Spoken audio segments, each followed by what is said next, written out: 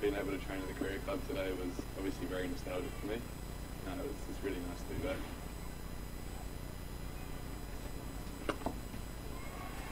That's a wonderful shot as well. That's going to be another boundary. Yeah, young Ranak for Hong Kong Cricket Club. We like to call them the dark side, to be honest. Us Kowloon guys. But the Hong Kong Cricket Club and the Kowloon Cricket Club have produced a number of wonderful players over the years, and this kid is one of those that I'm sure Hong Kong had high hopes for him until he moved to New Zealand. And he's just freeing his arms. That's another boundary. 20 of this over. All from Rana Kapoor. 134 on the board.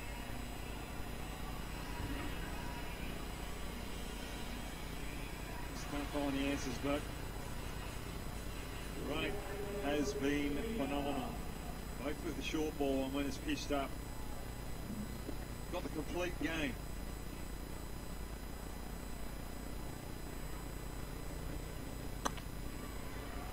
That's a flat batted 6. Smashes it. 26, 3 sixes. And the Indian bowlers, they have no answers to this onslaught. There's only one shot I haven't seen him play today, and that's the cut shot. Normally, that's a left-hander's favourite shot. But he looks as though he favours the leg side and wants to hit straighter through that mid-off region. Behind point might be a little bit of a weakness. And he finishes it off in style with another 6. The ball crosses the boundary on every delivery in that over. 32. And New Zealand end their innings on 146. Ronak, the cameo in the end. 147 is the target for India.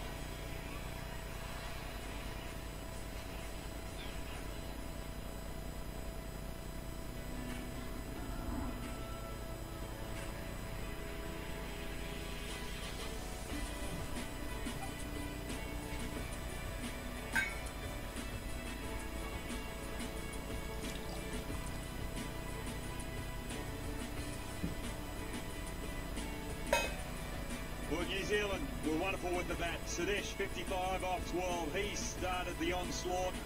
And then Ronak coming in with 33 off 7, getting New Zealand to 146 for the loss of 3 wickets.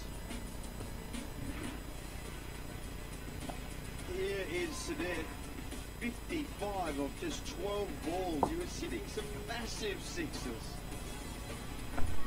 The swing is slow and steady. He backs what he does, and the boy's got some skills, that's for sure. 42 of those 55 runs in the back of all those mighty 6s. Sudesh able to hit, and there's nothing really about the bowlers, Hoggy. Too many wides and too many 6s.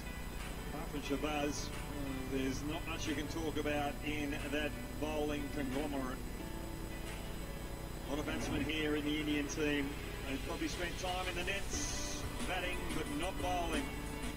We are here, match between New Zealand and India, where India need to chase down 146. The next game coming up is England versus Oman. Let's go to the toss.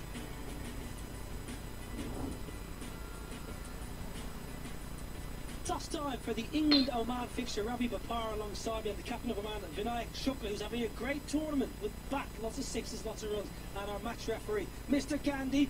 Now, Ravi, the home captain, give it a flick. Tails is goal from Vinayak. England win the toss. Ravi, what are you going to do and why? We'll have a ball. Now, 6 games on this surface. I just told you off air, but 6 games on pitch 3, winning, batting first. Why not bat first? Just want to test ourselves. Why not? And you had a cracking game last game. A lovely innings and a couple of poles. Big smile on your face. Yeah, it was actually tough at the start. Different pitch, different conditions. And I know most of the teams have won batting first, but they've all set pretty good, decent toe scores. our job will be to restrict the run as much as we can. And a confidence win, because obviously you like to get as many wins as possible before you go home tomorrow night. Always helps. Always helps to win. Keep smiling. Thank you. Vinayak, you're going to have a bat first. How are you going to get enough runs to defeat the mighty of England? Definitely we will look forward to go for around more than 120. I think it will be enough for our bowlers as we are coming into the rhythm of winning momentum, so we like to carry it as well. Same question to you. Batting first, winning on this pitch, so actually maybe an opportunity to upset Ravi Bopara and his England side. Definitely, you can't take any team lightly. It's a shortest format of the game. Just one good over from the batter or the bowler will change the whole momentum of the game. And everyone back in Muscat, they're watching, they're enjoying it? Yes, definitely. Everyone watching there, supporting us and enjoying the game. Big game coming up. England win the toss and they want to bowl first. Ravi Bopara wins the toss, chooses to bowl, bucking the trend that every team that has batted first have won the game 7 occasions. We're in the middle of a game between New Zealand and India, but that's the 6th led by Vinayak Shukla for Oman. And Oman are coming off a victory over New Zealand. Yeah, and their skipper has been absolutely outstanding, and so is the captain of England in Ravi Bopara. He's had a pretty good day so far today, and hopefully England will be hoping that they can get another win on the board. Dancing in the stand. So the Indian fans haven't had much to cheer. Robin Athappa, the captain. The Indian side comes out to bat.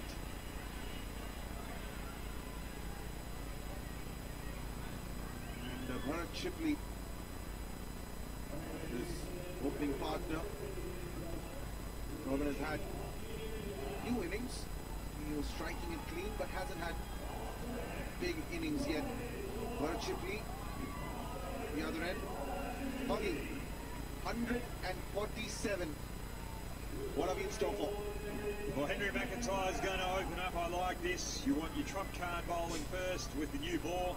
Try and get an early breakthrough. And hopefully he bowls a really good first over and they utilise him for a second over later on in the innings. But this is going to be a tough chase for India. Well done in New Zealand. They've probably got the lowest total in the competition and nearly got the biggest total. They were only 2 runs short of getting the biggest total. And that was against India just now. First ball, checks the shot. Sweetly timed. He'll get 2 for that. Well, what we can say is if India get anywhere close to this score, we're in for some good action, that's for sure. Well, it's very important that India do pretty well and get the total, because you don't want to finish on the bottom of the bowl, do you? And both these sides not managed to win yet. It's a dot ball. Wanted to pull it. Get it right and connect. Just feel as though this pitch is starting to be a little up and down. Stuart Binnie was bowling a few balls where he got it up around the nose area, then the next one just hit the mid-rift of the batsman. Interesting. We'll have to take that into account for later games. There's still so many big fixtures to go this afternoon, so I wonder if the teams will be taking that into account. Timing, sweet timing from Robin Athappa. Become his trademark shot in this tournament. Good positioning. McIntyre looking to go a little fuller, looking for that Yorker. But again, when you don't get it right, the crowd starts to get excited with the opportunity of catching the kookaburra. Just taking a look at Henry McIntyre. Wondering if Marcus Stoinis and he share the same barber.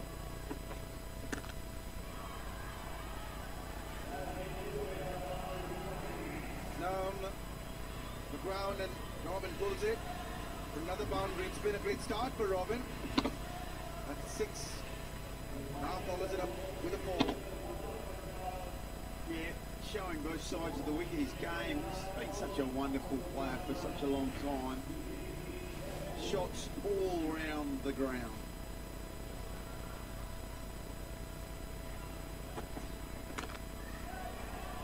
There's a field there. Just a single. Pretty good over so far. On 6-1-4. Also a dot, 1 and a 2. Minimal damage on the boundary count.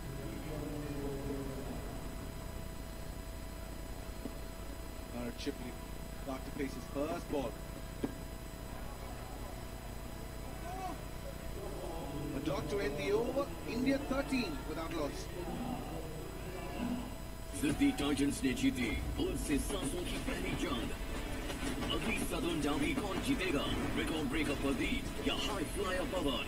Watch Pro Kabaddi League rivalry week Bengaluru Bulls versus Telugu Titans today at 9 p.m.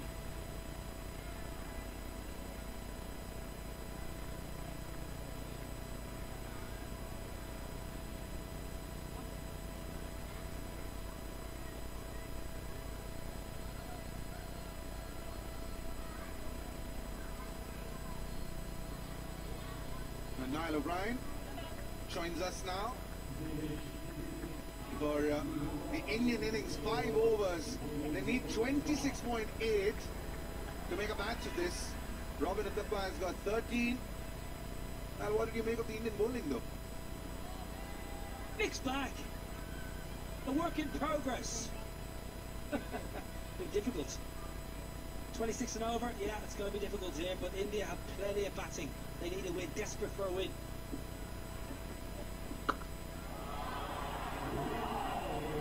That's gone. He converts that full toss. Parks it in the crowd. Wow, that's a massive hit. Full toss, didn't use the facilities. And unfortunately, if you're going to bowl that, you're going to cop it. I reckon there's a bit of anger in that 6. I don't think the captain, Robbie Athappa's a happy man right now. He won't be best pleased at how the team has gone so far. That's in the air, and there's a fielder, and Robin Athappa's gone. Wanted to hit that for another 6 over cover, but Sidesh Dixit gets the first breakthrough. It's really well bowled because he flights the ball. He takes pace out of the ball. He actually feeds with Robbie Athappa's arc, his strong suit. He dangles the carrot. Robbie gobbles it up, as does Aston in the deep. Gone for 19. India, 1 down.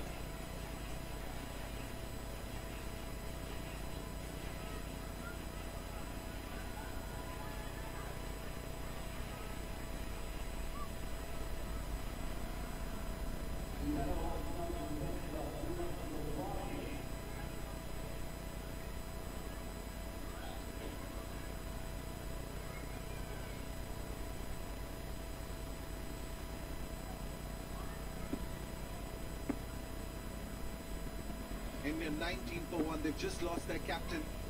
Walks the southpaw, Srivats Goswami. And Niall O'Brien could have caught that. There you go. Just underneath the ball. But Srivats Goswami starts off with a 6. Beautiful cricket shot. Niall O'Brien, look at him, look at him. Oh, yes.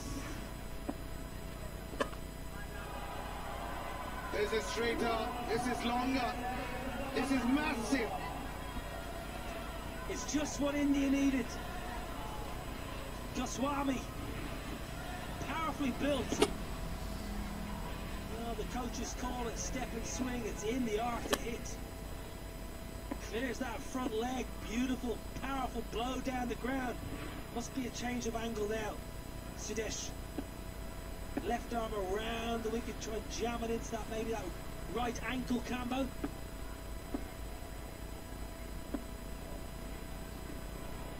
I'm going to say it's going to be a bit of extra pepper on this one. He's thrown a few up, and I think he's thinking, Oh, I'm not so sure about this anymore. They're running it over. 3 sixes, a wicket, a dot. Final ball coming up. Is that another wicket? No, Siddesh doesn't get there. It's a great ball. And that is the end of another Kiwi spinner. Indian descent, troubling Team India. 32 for 1 at the end of 2.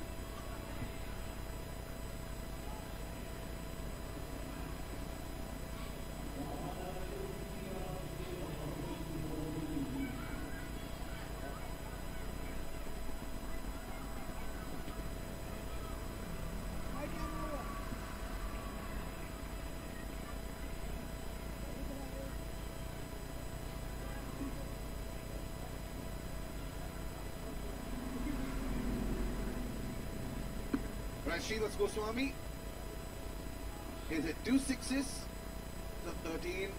England will be up against Oman. England have won the toss there. Chosen the goal first, not surprisingly. That goes to the boundary for 4. Just watching Srivas Goswami bat. He bats a little bit like Rashad Pant. How he goes about his the exuberance when he hits a 4 or 6. Not too dissimilar to the former Delhi Capitals wicketkeeper. He's not Delhi anymore. I said former. Yeah. He's going to go for the big bucks come the auction. He might be Delhi again. You never know. When is the auction? Looking forward to that. End of this month. And going by the way things have gone down for Delhi, it's a little unlikely that they bid for Rishabh again. Was the captain, mind you, previous season, came back from that life-threatening injury. But this Team India, 37 for 1, chasing 147.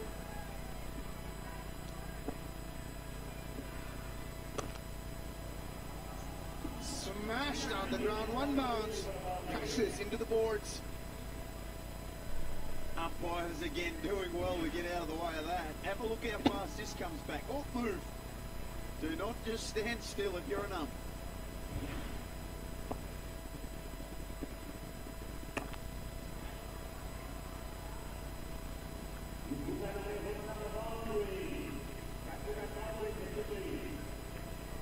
Boundary over mid-wicket. No timing really. But Chipley is so powerfully built, even a miss hit goes for a 4.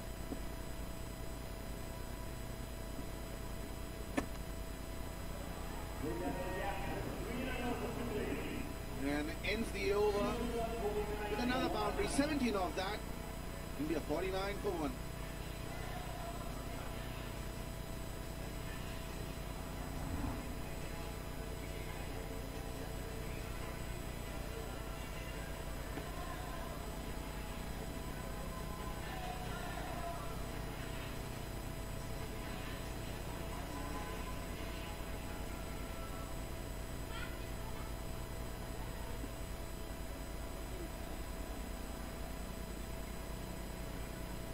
India chasing 147, 3 overs remaining, they need 98. They need some big hits, they can't stop. Srivas Goswami is on 18. Here comes Rana Kapoor to go his first over. He was an under-19 World Cup winner in 2008. Srivas Goswami shared the dressing room with another superhero, Virat Kohli. That 6 once again crashes in to a con box. Just out of the reach of the New Zealand fielder Cassidy. Gave it his all and just couldn't get it. Such a shame it didn't hit Dominic Cork. Bowlers, he knows how to protect himself. Well, the amount of grief Dominic Cork gives me from 7 a.m. when we get to the bus to go to the ground till bedtime, he just gives me stick. And I just wish this hit him on the top of the head.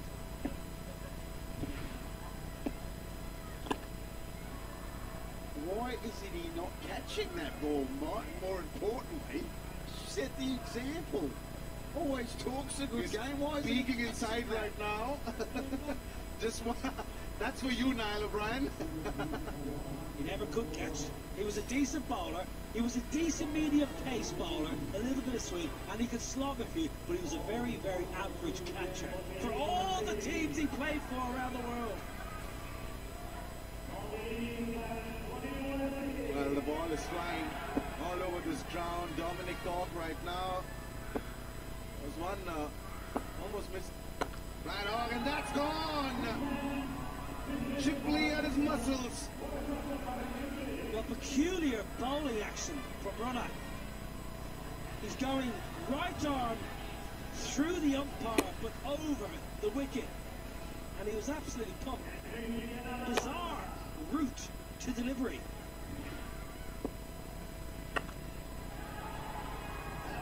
That is huge into the trees. Sam Cassidy is that long off, but he can only watch it sail over his head. Yeah, the sixes just seem to be getting bigger and bigger as we go through this tournament.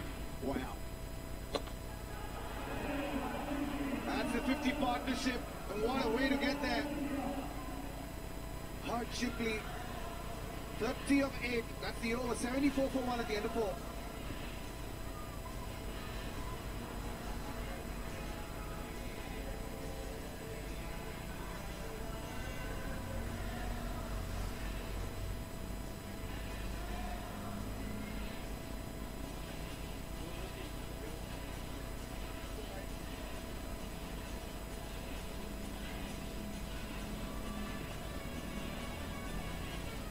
Right and wrong.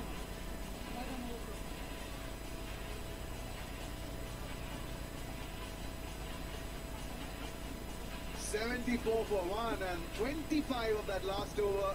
All thanks to Bharat Shipley. It's a nice, easy delivery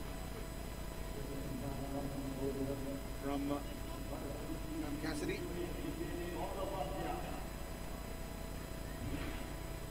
And India, they need to get to 147. Only 2 overs remaining. 72 of 11. Shipley wants to have fun, but he holds out straight to long on. Dixit in the deep. Safely crouched by Sudesh. It was flat. It was firm.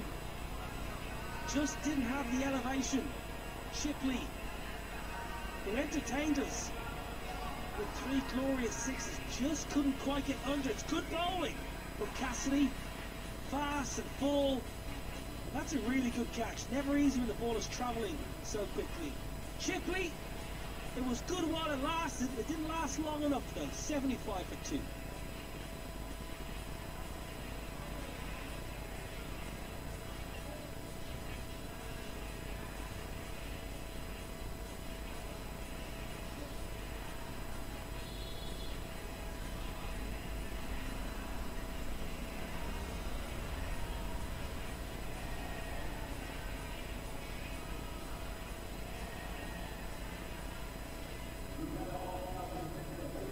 Kedar Jadhav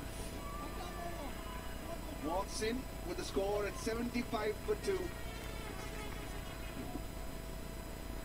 India need 147. They haven't won a game yet. Jadhav gets off the mark with a single.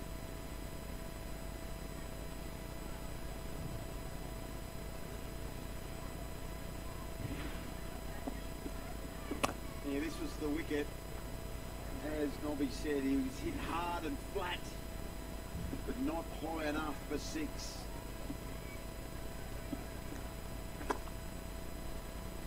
New Zealand put 146 on the board Stuart Binney has started up. That boundary will take India to 80.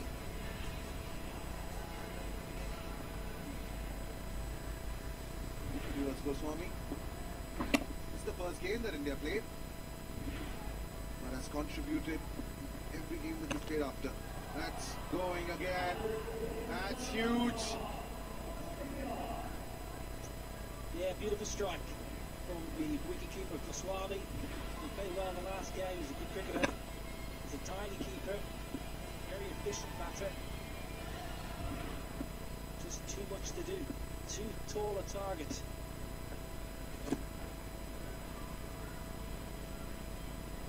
And that's the over. India managed to get 13 on that, 87 for 2.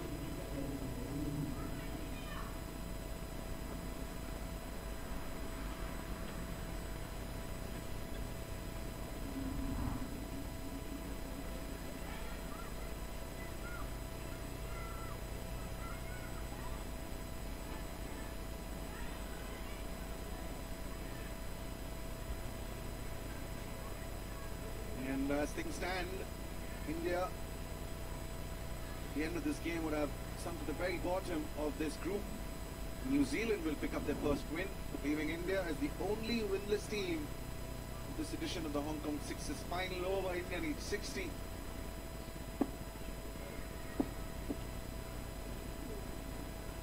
Captain comes and bowls a mean delivery. Here's Brad Hogg. He didn't want to catch it. Dan Christian didn't catch it as clean as we would have liked. But look at Dominic Cork run and hide. Come on. Point away, leg side. It's going to be... It's a boundary. But don't forget about Abhishek Junjunwala, who seems to be getting away with it. He was out there as well. He could have maybe dived across and taken a catch. He's only young, Abhishek Junjunwala. He seems to be getting away with it here. At least Dominic Cork is old. He's got an excuse. Well, someone's going to have a rough night for sure. Dominic Cork is definitely not taking Isle of Rat for dinner. Dominic That's Cork, too much now. He will not be having a rough night because I think he's going to bed at 6:30.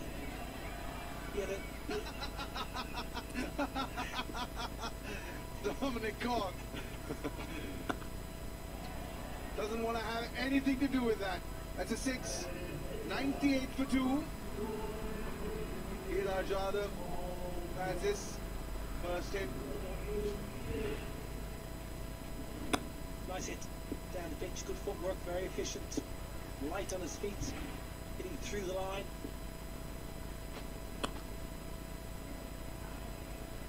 Straight to Rana Kapoor. Kedar Jadhav doesn't want to take a single. Wants to finish this, possibly with a big hit. Final delivery.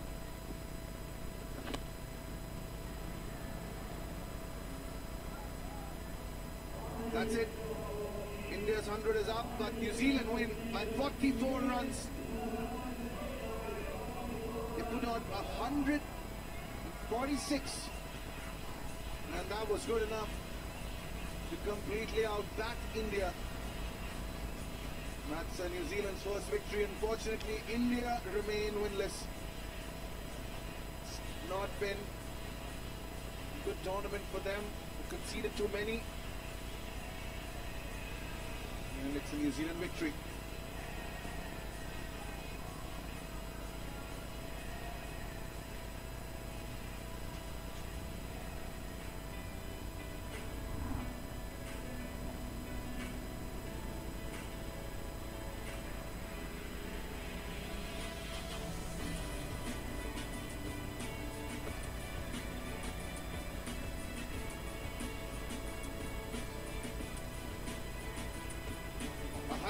.146 is what New Zealand put in response. India 102. Was always want to be a little too many, right? Yeah, it was always tough. Goswami was absolutely outstanding with the bat, though. It was well worth watching. But the bowling from New Zealand, they did a great job. Cassidy in particular was very, very good. And the Kiwis get their first win of the Hong Kong Sixers. New Zealand 146. Today's Dixit is absolutely on fire, smashing 55. Rana with that cameo in the end. 146 on the board. India, they were never in it, barring that innings of 42 from Srivats Goswami. Nothing there, and India remain winless, while New Zealand, they pick up their first win in this bowl group. And, that is what they're hoping for, that one of these teams, England and Oman, they'll pick up another victory, because that's the next match coming up, the Mission Road ground here in Mongkok. And at the toss a little while back, it was Ravi Bopara who won it. Not surprisingly, just to have a bowl.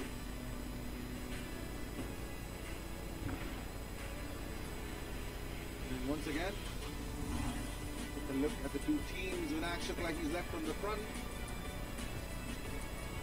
Got some runs under the belt. England, he managed to get a win thanks to Ravi Bopara and his all-round skills. Let's hand it over to friends here. Abhishek Chunjunwala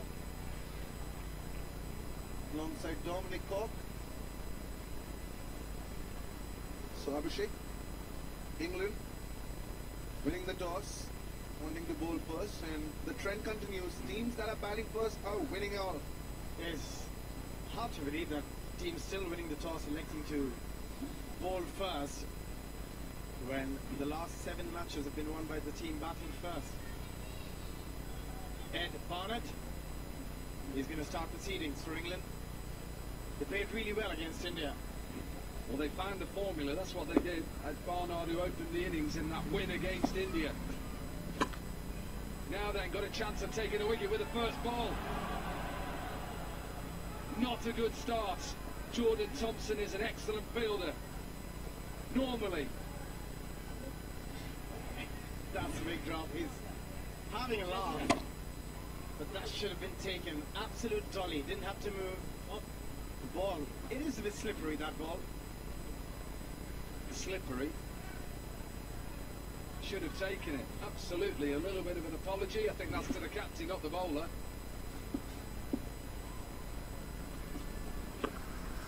Sliced away. So he should have had a wicket with his first ball. Didn't. Second ball, as it normally does, out of the park for a maximum. We've seen that far too many times. After a drop is often a boundary, and on that occasion, it's a 6. Try to heave it through the onside, getting a big outside edge, and that ball traveled the distance. Flew over the third.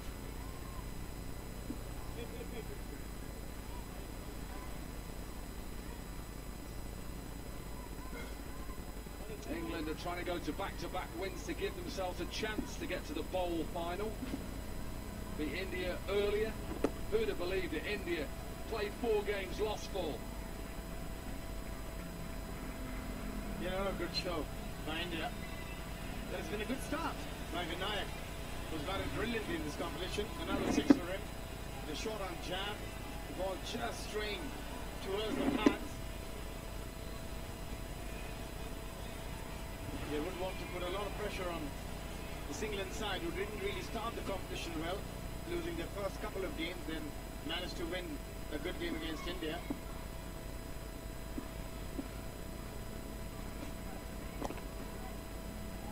Cut away to that empty side on the offside, slower delivery. So a really good start. You've talked about that, Abby. 17 off 4 deliveries. We've seen a massive total by New Zealand that India couldn't knock off. Not a good day for India so far. They played 3 matches today and lost all 3 again. Looking at that delivery, too much room. Another 6.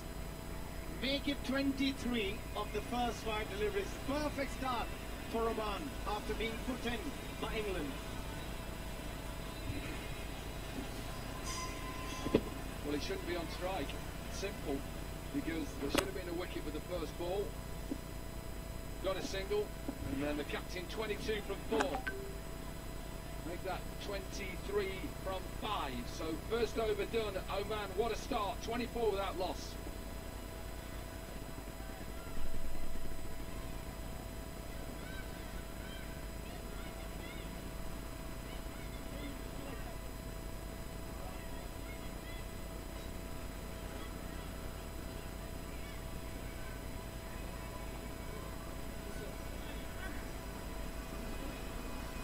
Next stick.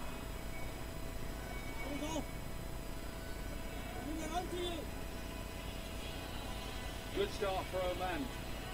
Not a good start for that man on your picture. Jordan Thompson, who put down a dolly. Top run getters so far, most runs in Hong Kong 60s 2024. And the captain, Vinayak Shukla, 155. Slightly behind Nizakat Khan, the cat from Hong Kong. Top of the pile.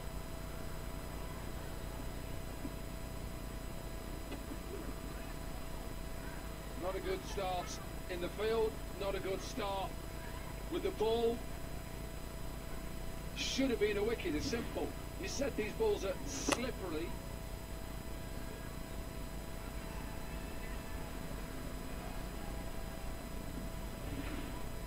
Like to say that was a decent effort, but when you're only 4'2", you can't get off the ground. Exactly. That's exactly what I was going to say. High in the air to that shorter side of 43 metres and another maximum. 4 sixes already for Vinay out of those 29 runs. It's not all technique, but it works for him. We've seen a lot of players over the years like that. Yeah, it's not working at the moment for Jordan Thompson. This round the wickets, slower deliveries into the surface. Captain is just smashing a man into a really good position. We're only into the 8th ball, and he's got 5 sixes and 1 4 in his 35 from 7. He's also picking the length early. If you look at that delivery, the back of the hand delivery, which he got rid of Stuart Binney with, at the moment not working against Vinayak. 500 strike rate. Change of angle, back over the wicket then. Not a lot has changed in the strike rate. It's just gone over 500, it's 512 at the moment. He's 41 from 8, just keep an eye out of that. The quickest 50 so far is off 12 deliveries. He's got 3 deliveries to do that, and the way that he's been striking, he should be able to do in the next 2. This has been some serious ball striking from him. 19 from 3 deliveries. First ball's a wide. That's a sensational shot. That is probably one of the best shots. We see a lot of balls being hit down the ground and square of the wicket, but what is good about this is he sees that it's a short delivery with pace on, and he just opens up the face of the bat, uses the pace. Beautiful shot. The key to that shot was that is thinking about that shot as well. It's very important to have that shot in the back of the mind.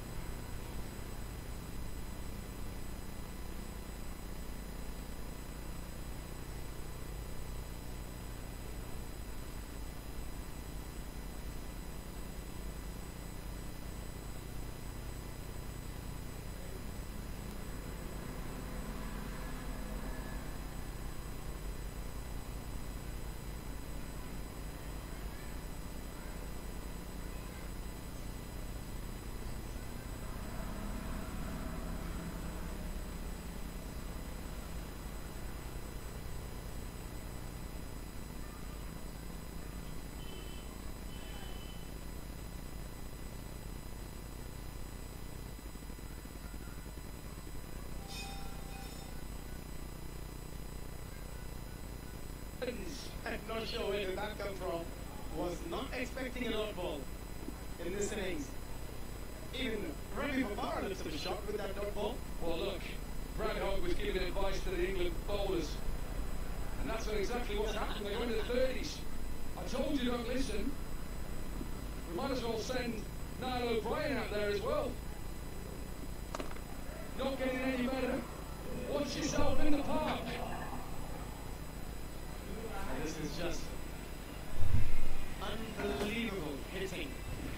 And we have seen a lot so far in this competition, but what Oman is achieving here is something out of ordinary. 96 of just 20 deliveries.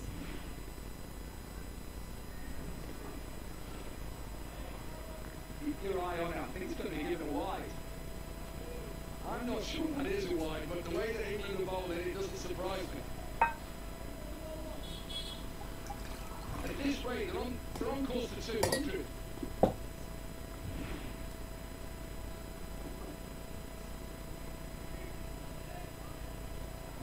I cannot believe that's not a wide. He wants a wide. Give us a chance, Leo, man. Just give us a chance. I don't think that was wide. Good decision. I think even umpire said, you know what? I've had enough. Not giving any extras. Felt sorry for him. He's gone for a short one again. Now that England have got an opportunity, no, they haven't. Oh, really good from Alex Davies. Just hope he's okay.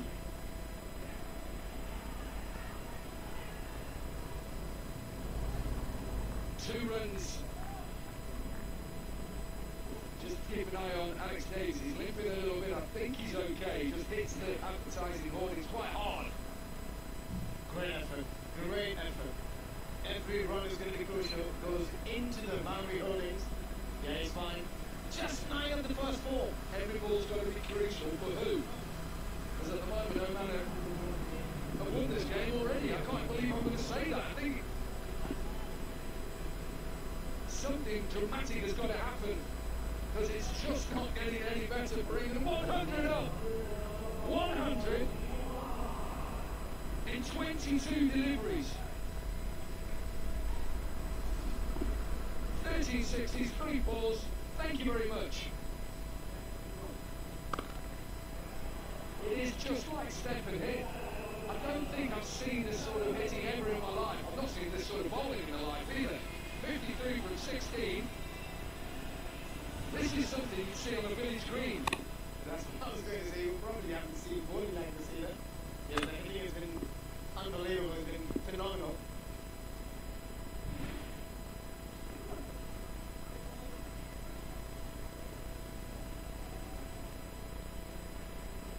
A little bit embarrassing this. These are professional cricketers in the English game that at the moment cannot get a ball straight. Just 2 dot deliveries. 2 dot deliveries. I know he's trying. He's given a no ball this as well. Because of the height, it's the second over shoulders. We've got one. We've got another one. Scorers put that in. 3 dot balls. 4 overs gone. 107 without loss.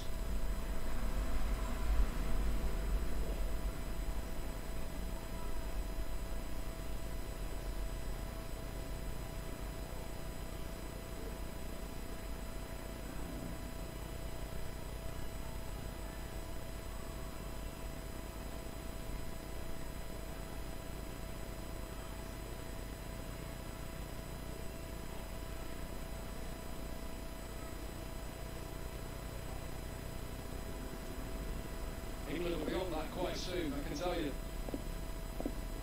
They'll be on their flight home. Barnard with his second over. Finally they get a ball, a decent length, decent line. 8 teams who have batted first gone on to win the games today. We've seen a couple of upsets. Nepal being Australia early on. That seems like about 2 weeks ago, that game. Guess what? Just another 6. How many is that? I mean, oh, it's 15. Just 15. Okay. This is some hitting. You spoke about the bowling. It's been really, really ordinary. You expect a lot better from the bowlers. It's coming over here. Where's Niall O'Brien? He's not around. in shock. I think actually Oman are in shock how many runs they've got already. 24, 3, 27 deliveries. I'm just trying to do my maths. I'll have to take the shoes and socks off. Yeah, just a little boy in the crowd in my hip. I hope he's okay. There is physios on the field. The ice is there. It hurts, let me tell you. Brave. Be brave, yep. You'll have a little bruise. And you can blame the England bowlers because they've been hopeless. Not going England's way. It's not going England's way. Surely that hasn't gone for a maximum. Surely that hasn't. It's a top edge. The umpire's just going to check. No, it's a boundary. It's good news for England. It's just a boundary. It's just 20 boundaries overall, 16 sixes and 4 fours out of 28 deliveries. What have we got left? 8 deliveries. What a shot that is. What an outcome for England that is. Just a single. But they'll be disappointed. If they don't get to 150, Oman should be really disappointed. There was a time when they were set to get 170, 180. In the last couple of overs, England managed to pull things back a bit. Even the Yorkers, even the perfect Yorkers go away and run away for a boundary. 23 from that over, that's quite good for England. 130 without loss.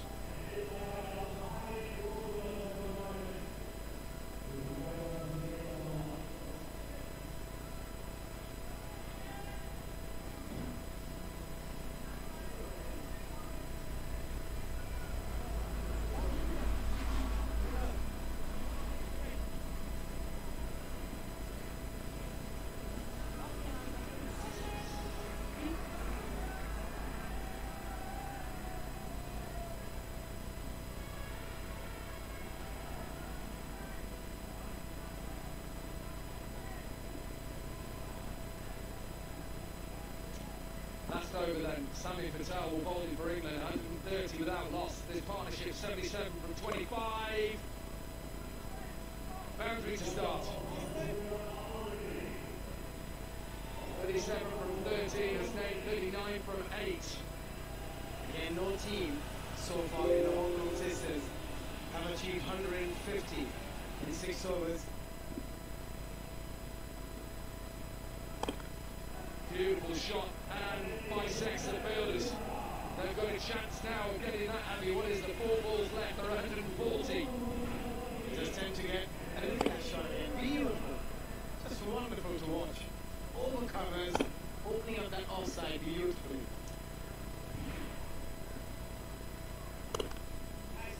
That's a decent ball. It brings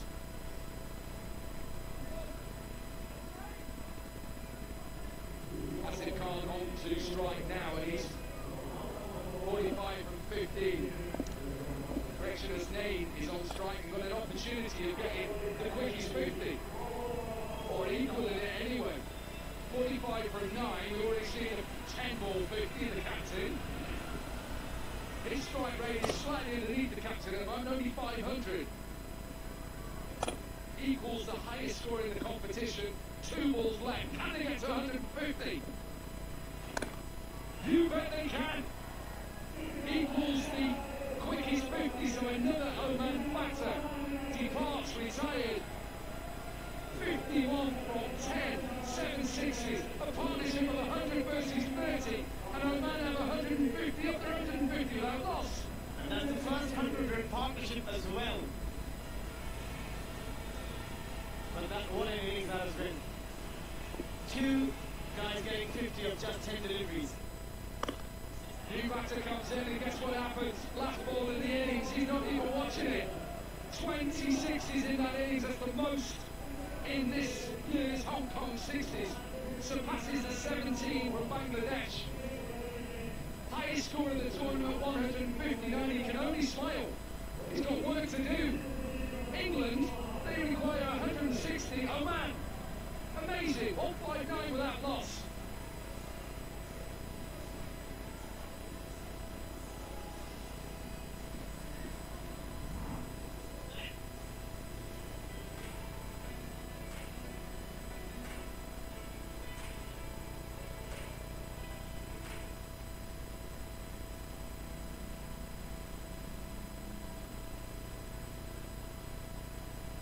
effort. Talk us through these sixes. It's an absolute carnage. It's very hard to talk us through the sixes. There's 20 of them, and it's all around the park. And if you talk about the bowling, then very average. Even that, I'm being generous. There's some unbelievable hitting all throughout the ground. It's just the power, the composure you've seen from the Oman players. We saw so many sixes yesterday. 209 sixes yesterday. After the first couple of games, I thought, perhaps we won't see as many sixes today. We've seen 20 sixes in this innings, most so far in an innings in the Hong Kong Sixes 2024. And two of the quickest equal 50s as well, 10 balls for 50. And I'm probably right to say England have got a bit of work to do. Yeah, just a minute. England to give themselves an opportunity to get through to the bowl group final, they've got to chase down 160 at just over, well, just a smidgen of 26.5 runs and over. More cricket coming your way, quarter-final time, number 3. Sri Lanka versus Nepal. The toss is with Brad Hogg.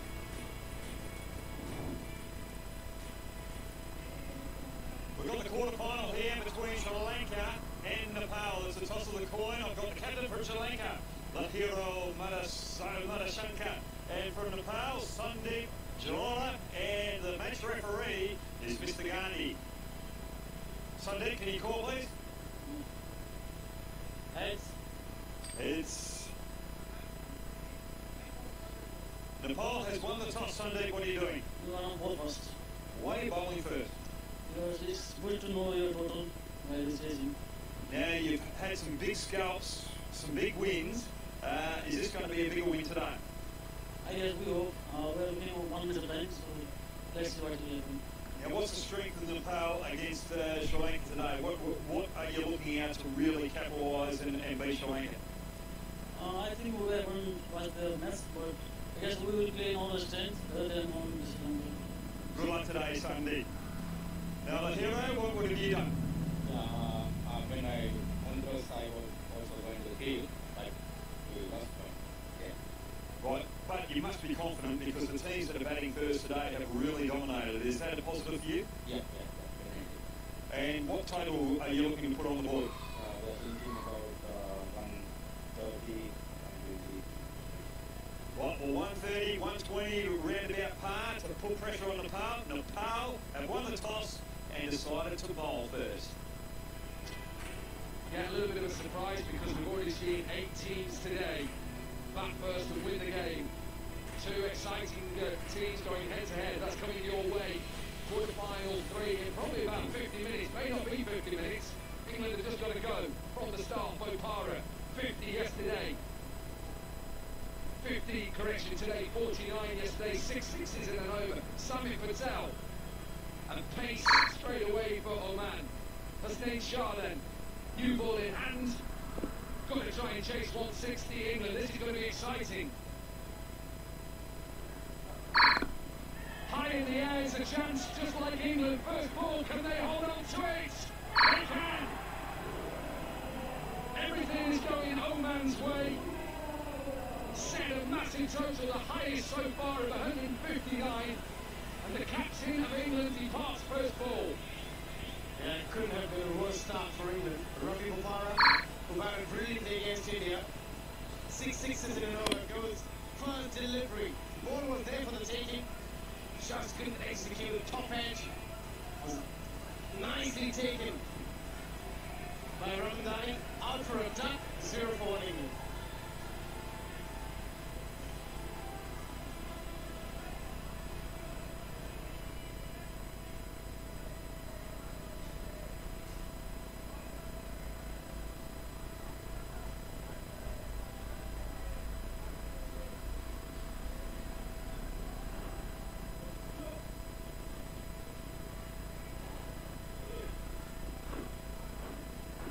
Jordan Thompson then in at 3. England losing a wicket. Their first delivery Not a lot of time for him to have a look. Got up to 27s already. Running in hard. Set the field well. There is a deep extra cover out there. It's a good catch this, Abby, because this goes a long way in the air. Never easy. Was a slow delivery back of the hand. First up. And look at that for a catch. Very good technique. Kept his eye on the ball. Hands plays nicely as well. And what a wicket. What a way to start for Oman. Right on top. They've already had 6 sixes in the previous match against India. They'll need 3 or 4 overs like that if they want to chase this total down. Yeah, every time that England don't get at least a 4, I mean at least a 4, all of a sudden rate required goes up. Started at just over 26 and a half. He's now 28, closing in on 29. The equation is pretty simple. 5 sixes in and over. Every over. From here, if England wants to say that.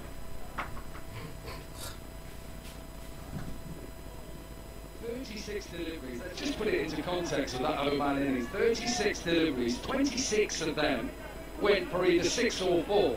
20 in 60s, 6 in 4s. Just 3 dots. England after 4 balls, 2 for 1. Oman this stage. It just shows you the kind of innings the batters have played for Oman. Vinay started it with a 10-ball 50. You would not see many better innings than that in any format. Yeah, just been a dominant performance, easy for me to say so far. 2 50s of high quality. Captain started it off. A little bit of fortune with a couple, and some glorious shots, and just 10 balls to get there. He's got his technique of his own. He's got really good reach and very good hands through the ball. You look at those shots, the way he reaches the ball sometimes, brilliant. Game awareness to the point. Will be a boundary. Won't be a boundary. My eyes are going. So are England's 4 for 1.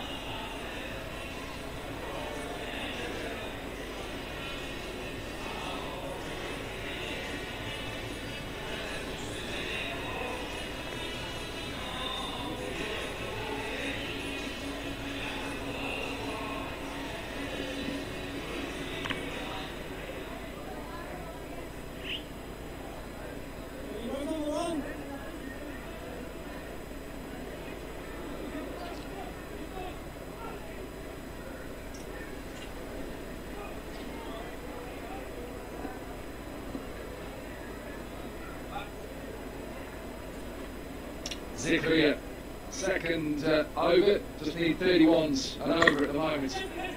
Hasn't got it, Sami Patel should be taken, is taken. This is getting worse and worse for England. Oman, they're on the verge of absolutely thrashing a major country in England.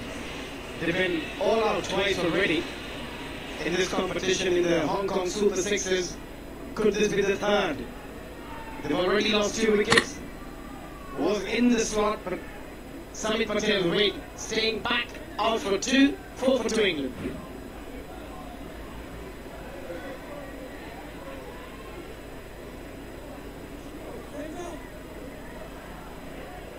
Alex Davies then took Sami Patel's helmet, put it on his head.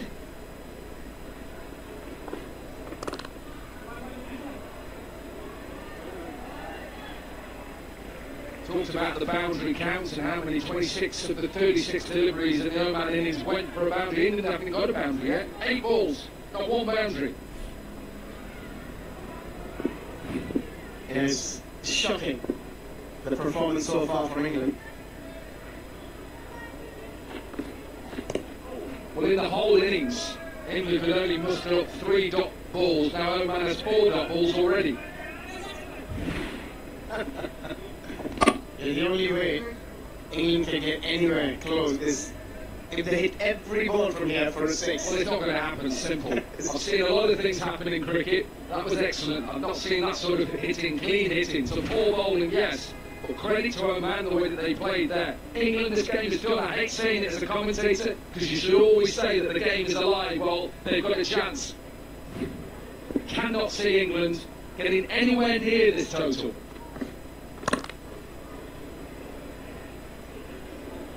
Yeah, you're absolutely right, Corky. There's no way England can get anywhere close to that total of 159. But what a day for Oman earlier. They beat New Zealand. I mean, now it's going to be England. 2 big scalps. It's good for the associate game. Lower nations that play cricket.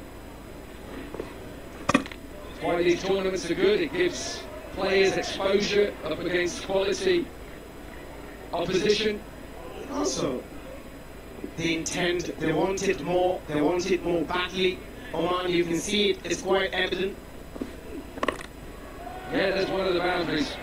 Talked about the associate nations. We've had 5 associate nations beating major cricket teams. 2 overs are done, 6 to finish. 12 for 2. And England's first boundary. It's taken them 12 deliveries. 12 for 2.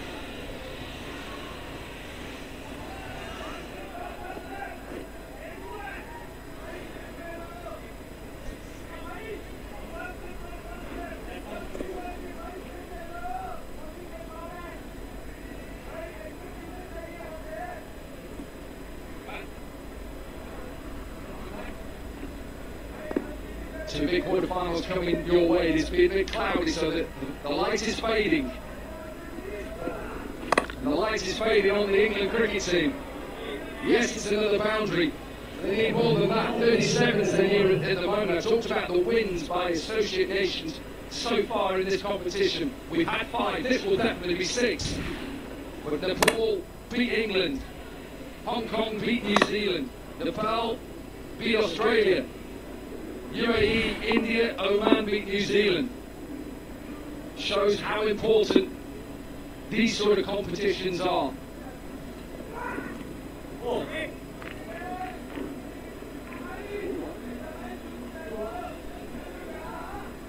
That was close for a wide. Is that first result we saw? Nepal beating Australia, UAE beating India, Oman beating New Zealand. What a day they've had. Chance of another wicket. What a catch! Serious catch!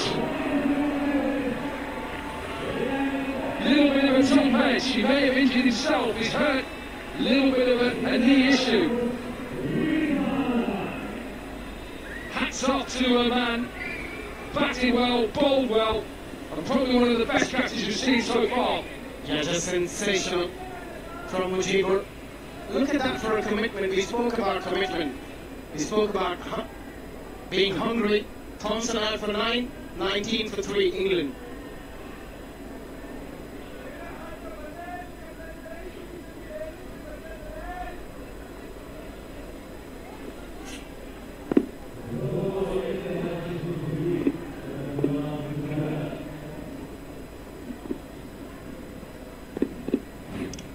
Ed Barnard. He's going to bat number 5. But what a piece of fielding. We've seen everything in this game. 6 hitting. Probably the best we've seen. 26s in the innings, the highest score. Wickets early on for the bowlers, and then backed up by some excellent catches. First one to get rid of Ravi Bopara was a decent catch, as that went high and into the sky and had to judge it well. That was something else also. After taking the catch, he had to make sure that he keeps his balance and stays inside those boundary skirtings. Brilliantly done. The bowling had been outstanding. They had a game plan and they executed it perfectly so far.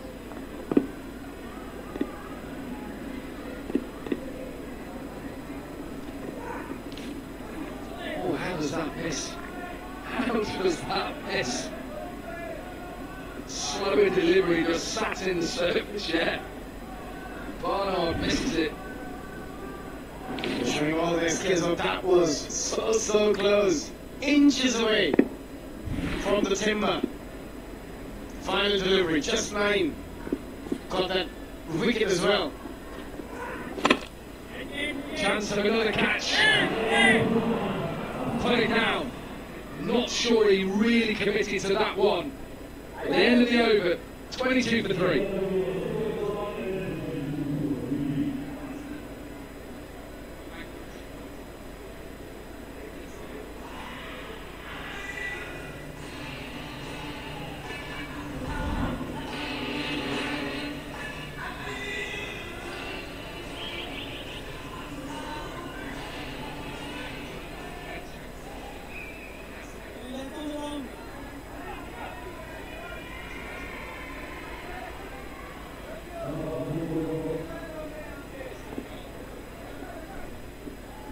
Look away if you're an England fan. If you're an Oman fan, wow, what a game you're having. You are thrashing England, and I mean thrashing them. India lost their game a little bit earlier, quite comfortably. Could have got worse for England. Already pulled off an absolutely spectacular catch. 3-6, doesn't matter. Nothing matters at the moment for England. The required rate, nearly 50 over. Still a good shot, sounded very crunchy off the bat.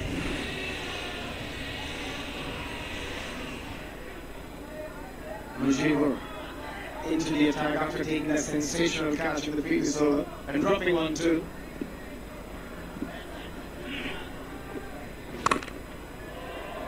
Another 6. Nice looking shot from Ed Barnard. Only their 4th 6 so far. 399 sixes so far in the Hong Kong sixes. Now they're not good enough of it.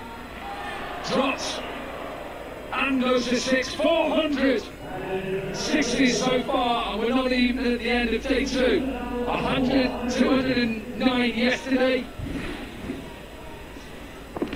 191 today, and still got 2 games left. And another one. 401. Yeah, this has been brilliant so far from Barnard. 4 6s, and that's the coach of the England side, Paul Nixon.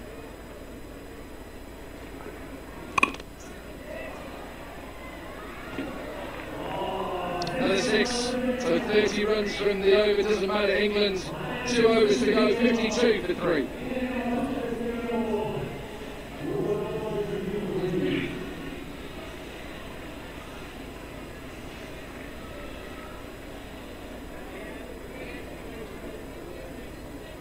India at the moment hold the record for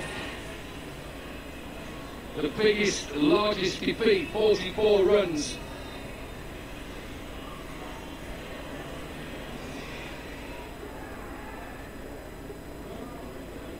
So 44 runs, India lost their last game, so that's the biggest margin so far. It's going to be England. England are going to take that trophy, the only trophy they'll probably get here. Still need 108 from 12. Have to bowl that again. Yasmin was outstanding his first over, just 4 runs from it, and picked up a very crucial wicket. I mean, looking to 6th, the last delivery of the previous over.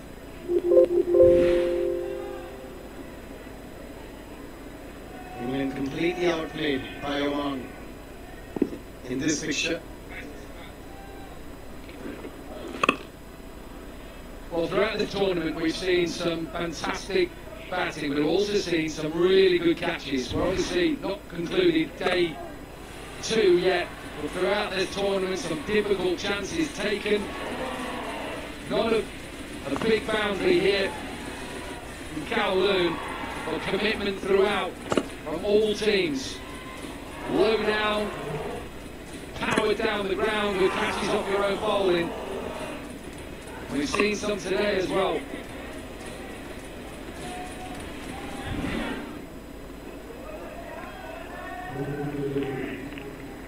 Hasnain, he's bowling his second over, just 1 for 6 so far.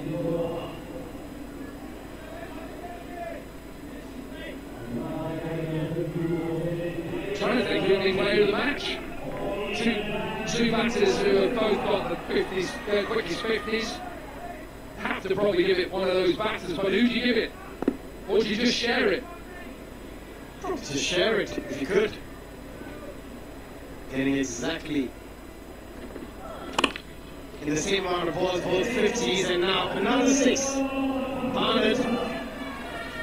That's a 6-6 for him. England catching up. Trying to catch up. 8 6s in this inning so far. Just missing his length, going for the Yorker, which is the right thing to do. But what you don't want to do is give batters any room. Go as deep into the crease with your Yorkers as you can. The batters tend to stay very deep. I asked you about who would be player of the match. I don't want you to give it away live on air, but you are the adjudicator, so you better start thinking. As a former batter, are you going to pick one, are you going to pick two, or are you going to go completely differently? Yeah, I'm just going to... Don't tell us. No, I'm going to tell who. I'm going to hold on to it. I'm going to think, put my thinking hat on for a bit. We've got a bit of time. As the second batter, is it easier for him because the first batter, the captain, did he start well? Is that just give me your thoughts? Nice shot. Nice looking shot. Better for England these last couple of overs. They're still going to lose this game, but 50 from 13, that's quite slow. 8 6s in that 53 partnership from 16 deliveries.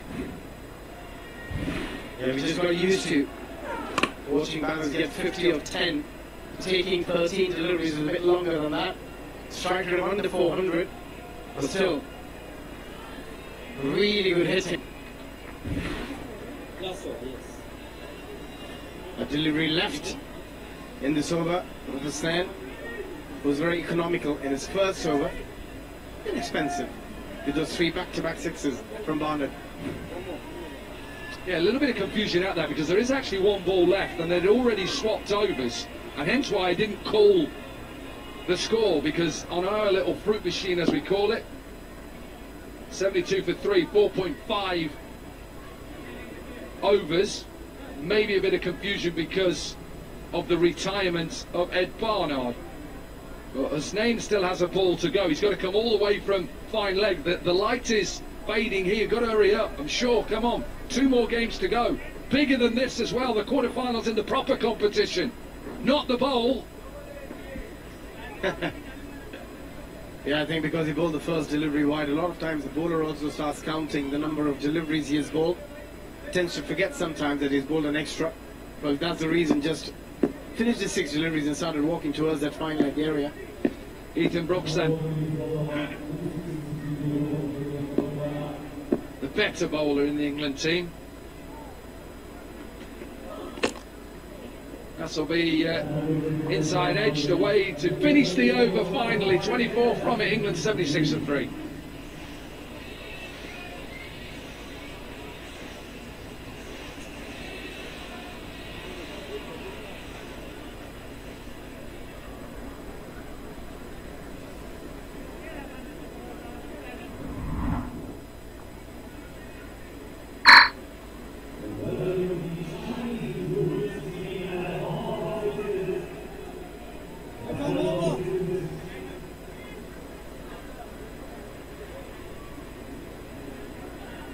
So we already have, well, let's say 3 now. I should say 2 semi-finalists in Australia and Pakistan, and we'll find out the other two in the final two games. This game we're showing now is part of the bowl. It doesn't involve these teams. These teams are in to win the cup.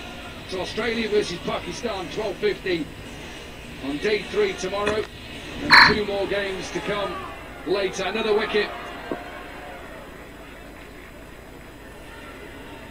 England are getting hammered. Davies goes, another good catch. Yeah, they're getting absolutely peppered here. England loses their 4th. Asif Khan picks up his 1st. Came back strongly after getting hit for a 6th. Out for 15 of 7, 82 for 4.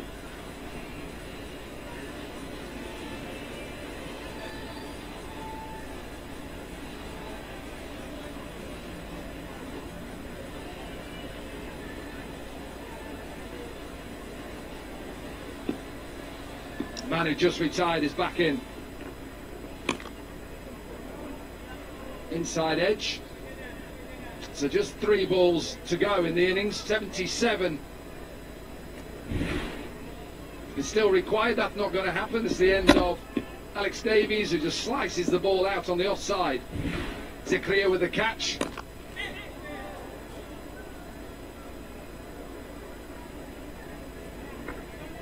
Just 1s and 2s at the moment for England, but this will be a proper pumping. They're behind 76 with 2 more deliveries remaining. Another 6. 32 sixes in the game. And with 1 ball to go, England will have the record of the largest defeat margin. They just have to wait and see how big is going to be the margin. 70 at the moment. 69 now. But a lot of credit to Oman. The way they came out, the way they batted, to get 159 of just 36 deliveries is some achievement. Finished off then. Oman have simply thrashed England. 159. Didn't even lose a wicket. 2 retirements. 26s, and in reply, England 92 for 4 from their 6 overs. And Oman, well, they beat England by 67 runs.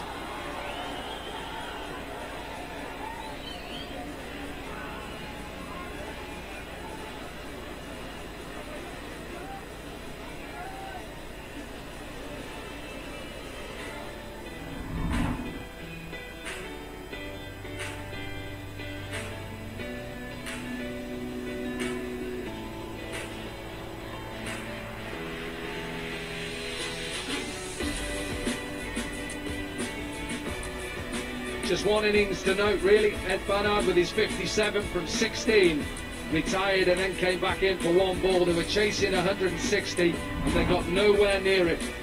Hussain with a wicket with his first delivery. Wickets all the way through.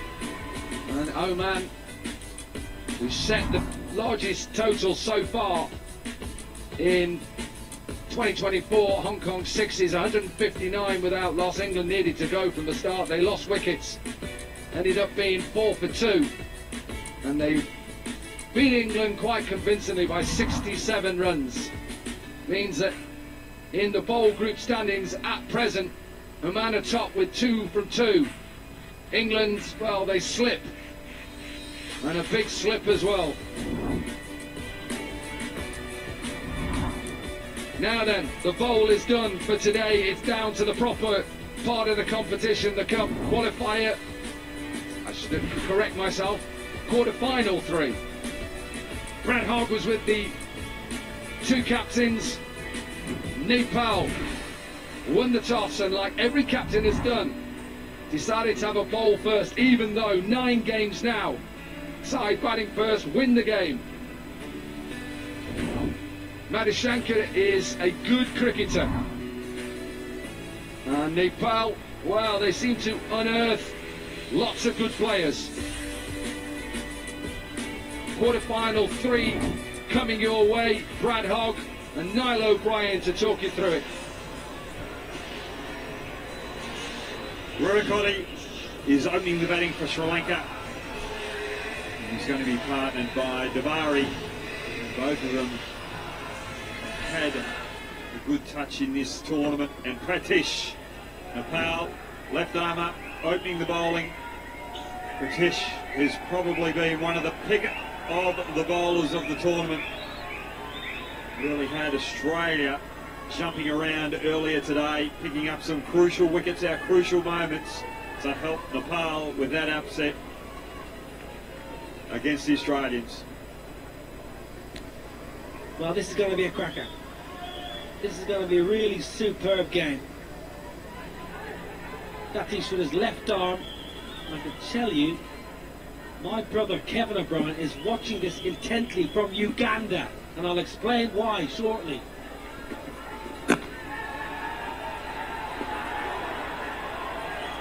Kevin O'Brien, the better looking of the former 2 Ireland internationals in our family. Well, my dad played Brian, but he's coaching Italy.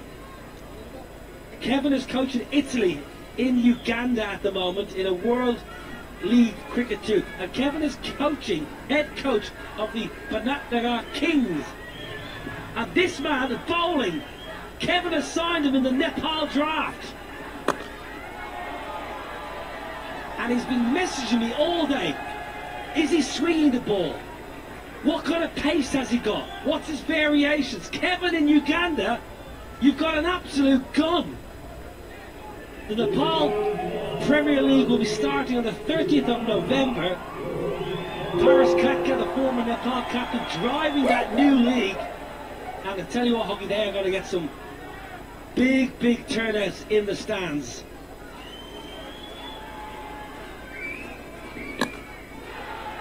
Lovely touch. This is going to be a cracker, Hoggy. You spoke to both of the captains. What was the vibe down there at the top? Both captains were a little nervous, but just looking at that ball from Patish, he's looking for the Yorker. It was a little wide, well executed, but the batting from Rurakoti was even more sublime, just guiding it through that backward point region. And that's smart batting. We haven't seen too much of that type of shot throughout the tournament, but it provides good value.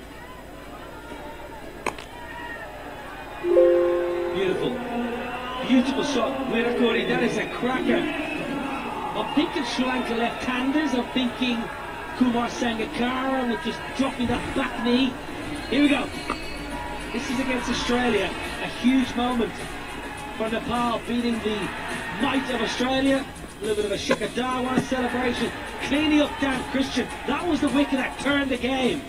And then full straight, just what you want in T20 cricket. You want a left armer to swing it back. He's got the skills, and they are impressive numbers. Good bowling. He's attempted 2 Yorkers, and Rurakoti has been good enough to get it through that offside region. They were decent balls, but he had to change it up, and he changed it up beautifully. Look at that change of length, also pace, and just getting a little bit of seam movement away as well. Every game today on pitch 3 won batting first. I just can't understand though why teams keep bowling. Maybe we'll be proven wrong here. Toe the bat, there is protection, but he's not going to get there. 16 off the first.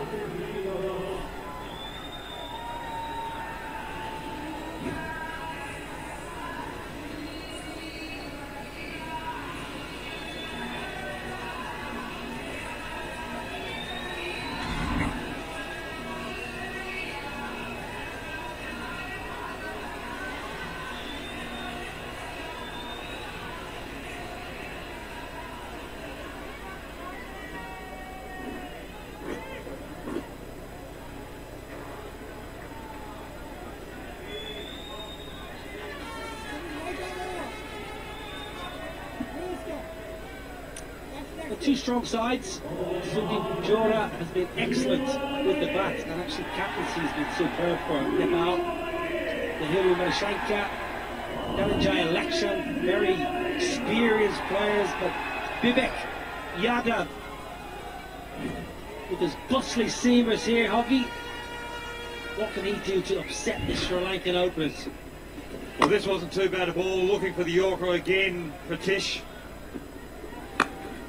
Just getting under it, Rakoti. You're only slightly off that Yorker and you get punished. Thick inner half of the blade, it will trickle away for a boundary in a strange kind of way, Hoggy. A 4 isn't that disappointing as a fielding side at the moment. No, it's not. That was a good length, good change of pace as well, just slowing it up. A little inside edge with this quick outfield and short boundaries. Only 4 fielders in the outfield. There's not much the bowler can do. Pumped, beautiful shot, down the ground, Devare, a lot of power, nearly took out his partner. This is quarter-final number 3, folks. Australia are through to the semi-finals, Pakistan are through. Now the winner of this one will go to the semi-finals, then UAE against Bangladesh, which is coming up very shortly. The winner of that will play the winner of this fixture tomorrow. So we're getting down to the business end of this magnificent tournament. 20th edition. Pakistan have won it 5 times. South Africa, they're not going to add to their tally. Australia have won it once in 2010. Dan Christian will be desperate to add another title to his lusty CV. Good work in the deep. So we're getting to the crux of the tournament now, Hoggy, and it's just starting to ramp up a bit, isn't it? It is. And Nepal have been a very good team throughout this tournament, taking up some big scalps, England and Australia, to get here in the quarterfinals. But right now against Sri Lanka, they're under pressure. They're not quite getting their field right. The fielding has been good, has been of high quality. Just getting the field placements. They're thinking Sri Lanka are going to play a little square, especially the left-handers, and they're getting punished straight. Yeah, I'm a big fan of the associate game, as you well know, Huggy. I follow it a lot, and I just really hope Nepal as a cricketing nation can keep delivering and keep improving as they are year on year. The self-belief is what you need when you come up against the so-called larger nations, and they can take a real cue from the rise of Afghanistan. Afghanistan now is one of the powerhouses of the world game, white ball cricket especially. Had a two brilliant World Cups in India and then in the Caribbean and the USA. And Nepal, if they can have a 5-6 years when they get exposed to high level of cricket and start getting that self-belief, they can make massive strides very quickly.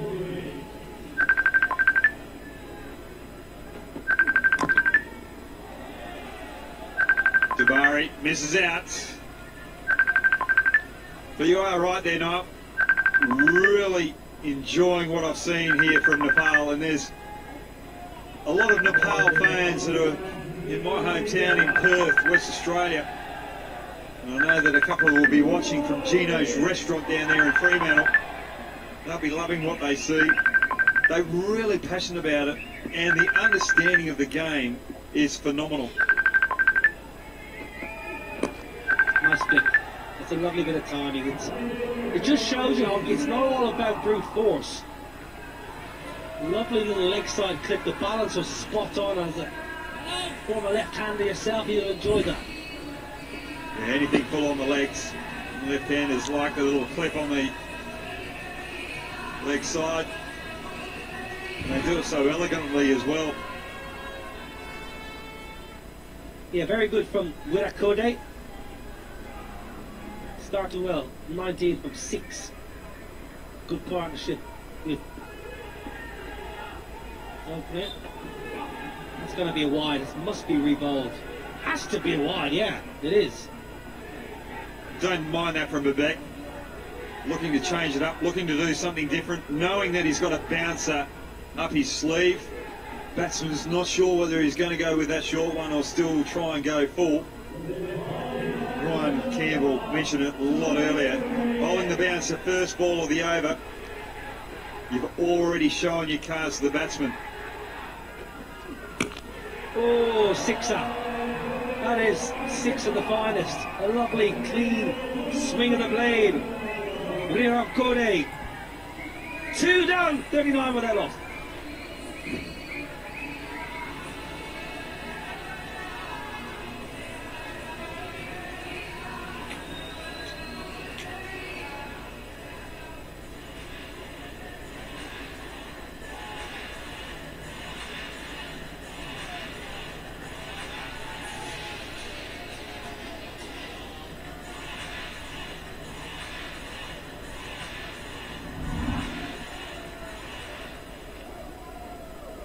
Well, we're getting to the back end of day 2. This is the third quarter-final. Sri Lanka v Nepal, and then UAE. They've been excellent up against the Tigers from Bangladesh. Are you watching in Chattogram, in Khulna, Kumilla, Dhaka, down in Gulshan, down the Gulshan Club they'll be watching. Gulshan 2, my favourite area, Dhaka. Hang out there, have some good coffee.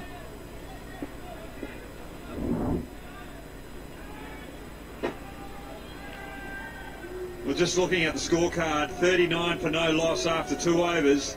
Nepal fans, it's not because the bowlers haven't bowled badly, it's just because the Sri Lankan batsmen have been able to adapt to some good bowling and been able to find the 4s rather than the 6s, because there's not too many 6s being on offer. There's only been 2 6s this innings, 5 4s. That just shows you that the bowlers have been executing and hitting good areas. Rashid replacing Pratish. So left armour out of the attack, right armour in.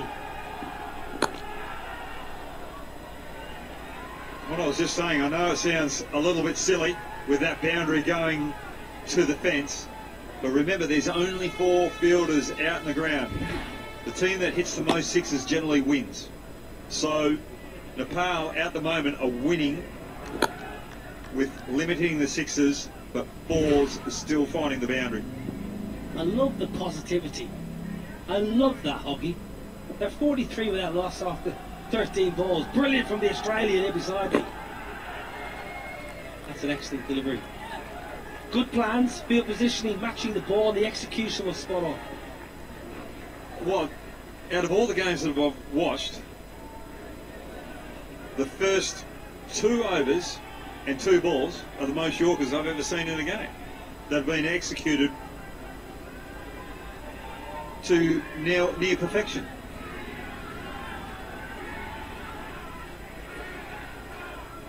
Lovely sunny evening. Saturday sunshine.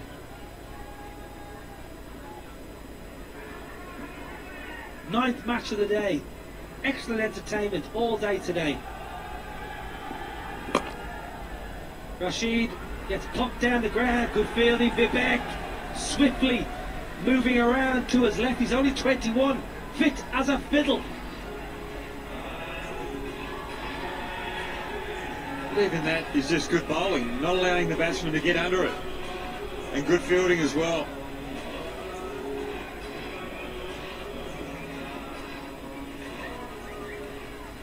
Very useful in the field here, Nepal.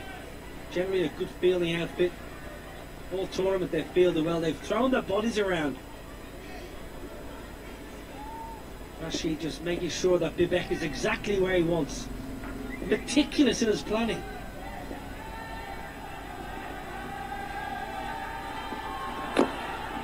The bowling. This is superb. This is superb bowling here. Just 7 off the first 4 deliveries and it's over. Well, it's great bowling. Bowling to his field, he's got 3 fielders on the offside and only 1 on the leg side. That one on the leg side's out mid-on. Some batsmen try and move across the crease to access that leg side.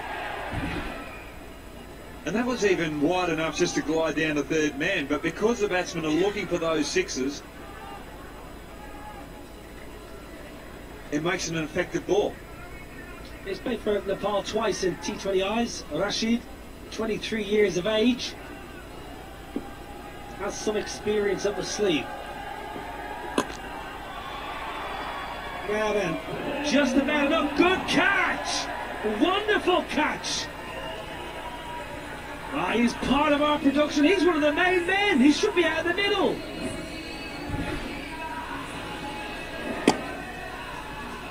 That's probably a ball that Rashid would like to have again. Just that length and that width. Wurakade likes it there. Niranjan, what a catch, you little ripper.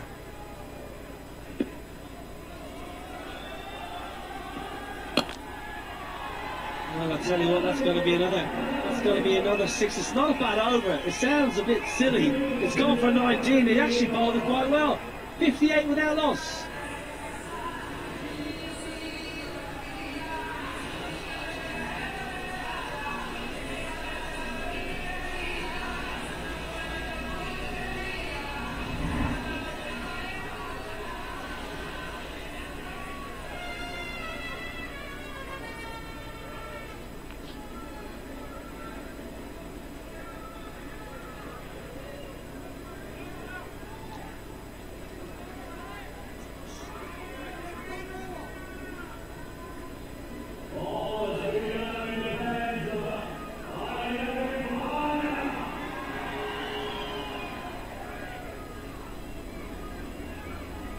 Partnership 58 off 20.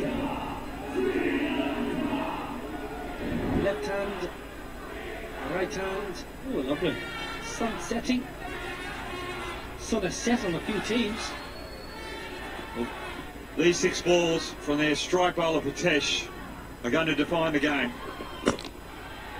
Hit firmly. Can you get there? Yes, you can! Lokesh! What a wonderful grab! Charging around to his left, gets 2 hands to it, and then does the Shikhar celebration. Beautiful fielding, beautiful bowling. Not allowing the batter to get under it. Dubari again hitting that Yorker length. And what a wonderful catch out in the deep by Lokesh. That is a match-winning catch, or could be a defining catch of the game. Dubari out for 18, Sri Lanka 58 for 1.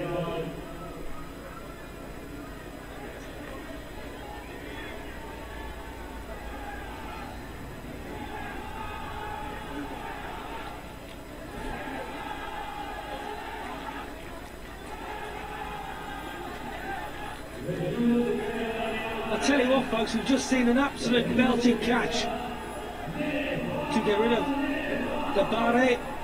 And Manishanka comes in. But I'll tell you, it was all about the catch. Lokesh, up you little ripper. Have a look at this. Your trump card back in with the ball. Oh, it's a cracker. And he did the old 5-5 celebration, the Kabaddi move. He could have been playing for the Yodas in the Kabaddi Premier League. Well, Manishanka to the crease, and also showing his dominance, showing his intent. But again, not a bad ball from Pritesh, hitting that Yorker length.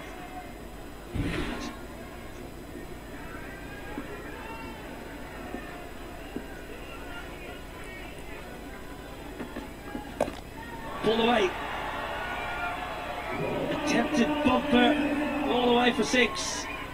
Good strike, wasn't the worst ball, it was a surprise short ball, but Manishanka was up for the challenge.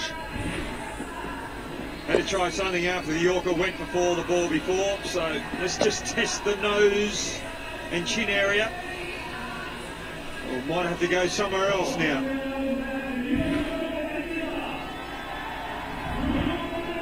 Now then, top wicket takers this year. Pratish, 6 poles.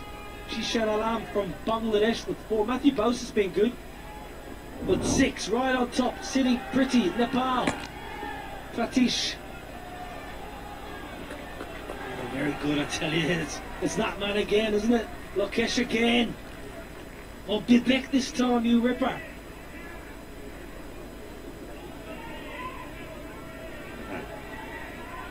If you're watching from Nepal, you just have to be impressed with what we're seeing here. A quarter-final.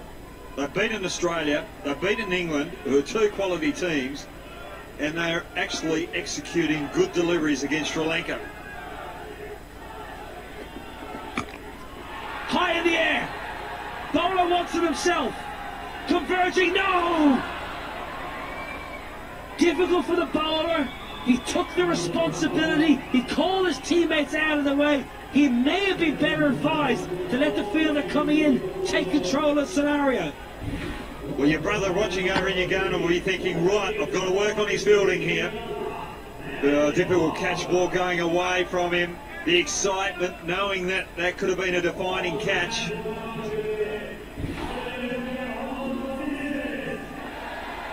I love the confidence that he wanted himself. It might have been easier for the fielder coming in.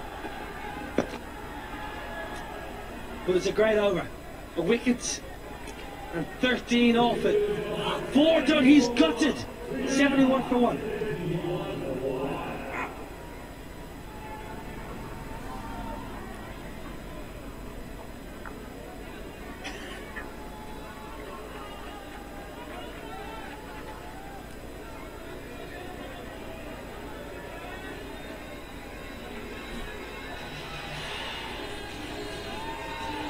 Well, the Tigers are in the house.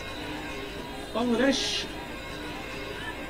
They're going to play the UAE very soon. It'll be the final quarter-final. Quarter-final number 4. UAE have got a good side, you know. Very good bowling attack. Now Lokesh, who took that screamer of a catch, is going to bowl a little bit of finger spin around the wicket. It's a decent start too. 71 for 1. You'd think here, Brad Hogg, that Nepal are on top. Run rate just 17 and over. Well, they have. They've been bowling exceptionally well. They've kept fighting. They haven't dropped their heads when Sri Lanka seemed to be getting a little bit of momentum. Good fielding, great catch by Lokesh out in the deep. They've been creating the chances because of the good bowling. Bowling over the wicket to the left-hander now. Clubbed. Protection in the deep. There's 2 men there, but he pierces the field.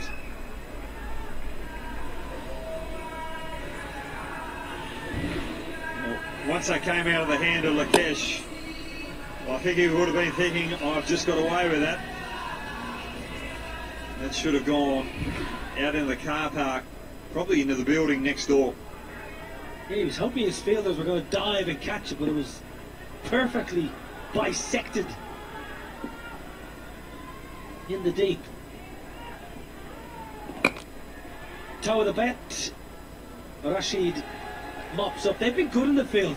I know they put down a catch in the last over. Pratishov's own ball, but generally their fielding has been absolutely dynamite. Diving on everything. Commitment to the cause. It just shows what it means to Nepal to try and get into that semi-final.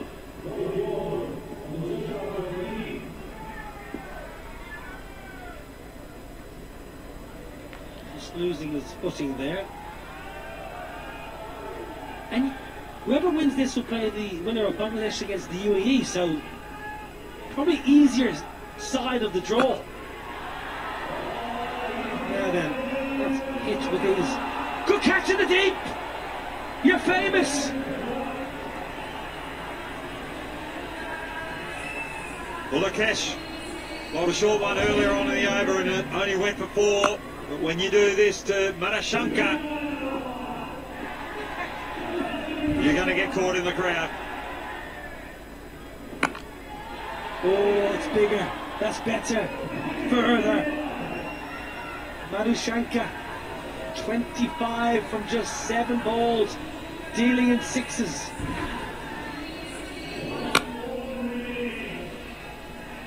Catch slightly losing the line and length under pressure. He's got to finish this over out. It's got to be no more than 4 off this last ball. With lovely extension, lovely control, into the hospitality, 95 for 1.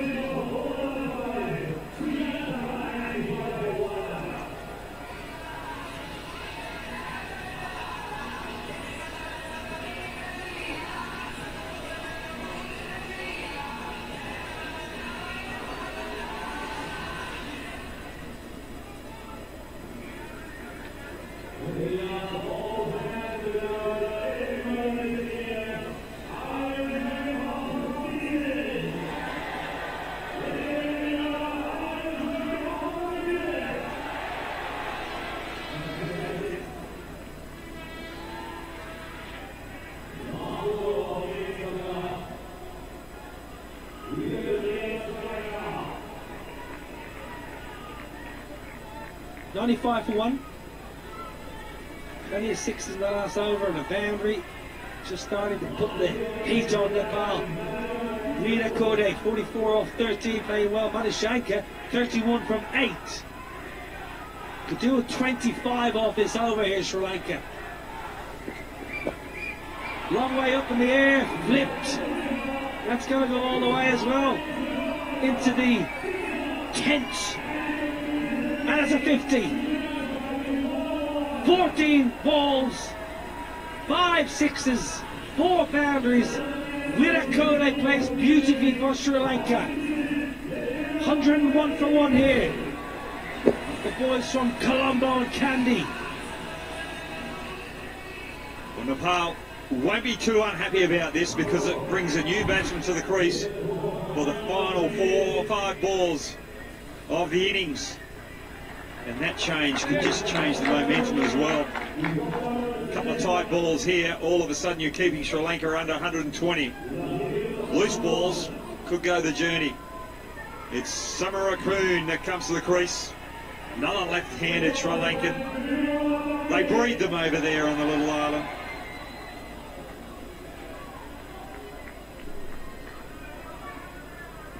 Samarakun, left-hander, round the wicket. That's going to be 4. All the way. Wow. It was flat. I thought it just skipped into the pickets, but no. 417 sixes. Well, a lot of waste there. Wasted delivery. That was waist high. And it travelled waist high all the way to the fence. Good shot there, good way to start your innings. Tell you what, if you're a cameraman or somebody working around the venue, you've got to keep your eyes peeled. The ball's flying everywhere here.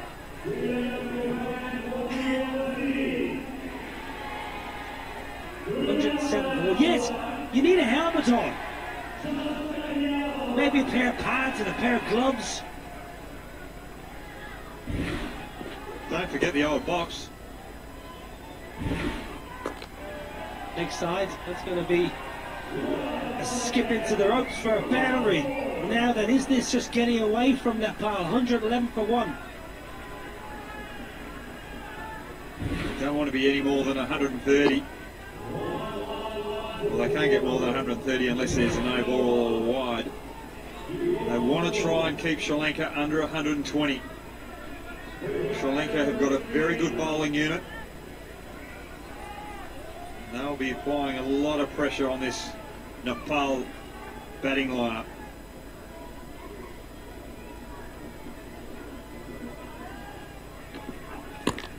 What a shot that is. Extraordinary shot. A little bit of a punch and a bit of a swivel off the back foot, and it travels a long, long way. Looking for the Yorker. Good mindset, but the execution wasn't quite there from the bowler. And the baseballers out the back there won't be happy with that little missile coming into their arena. Well, I reckon he got his hips into that shot. Oh, call his catch. Unless you're looking for that man in the white shirt again, you've got no chance. 28 off the over. This is potentially just pushing this game away from Nepal. That went that high. It's just redirected the traffic, the air traffic that's coming in. Joshi has one over bowling. The 6th over has been carted. Bowling.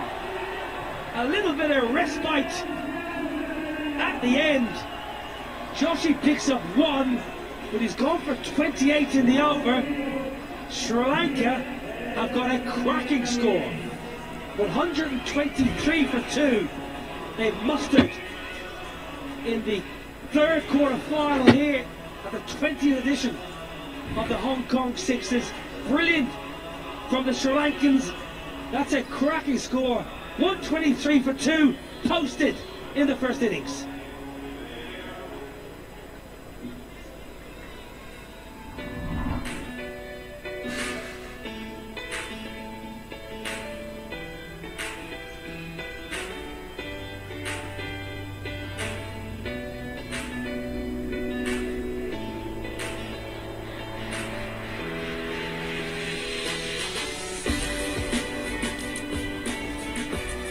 Well, the Sri Lankan batting performance was exemplary. 123 for 2, they have mustered in their 6 overs. That is a very fine score. Vinakode retired out for 50 off 14 of Brad Hogg. We really enjoyed calling this innings. Well, he's up against a good bowling from Pritesh. Those 2 Yorkers, he is able to put it away. Anything slightly off that Yorker length, he was able to find the 6s, but it was very difficult to later on in the innings to be able to get it over the rope because of the good bowling from Nepal.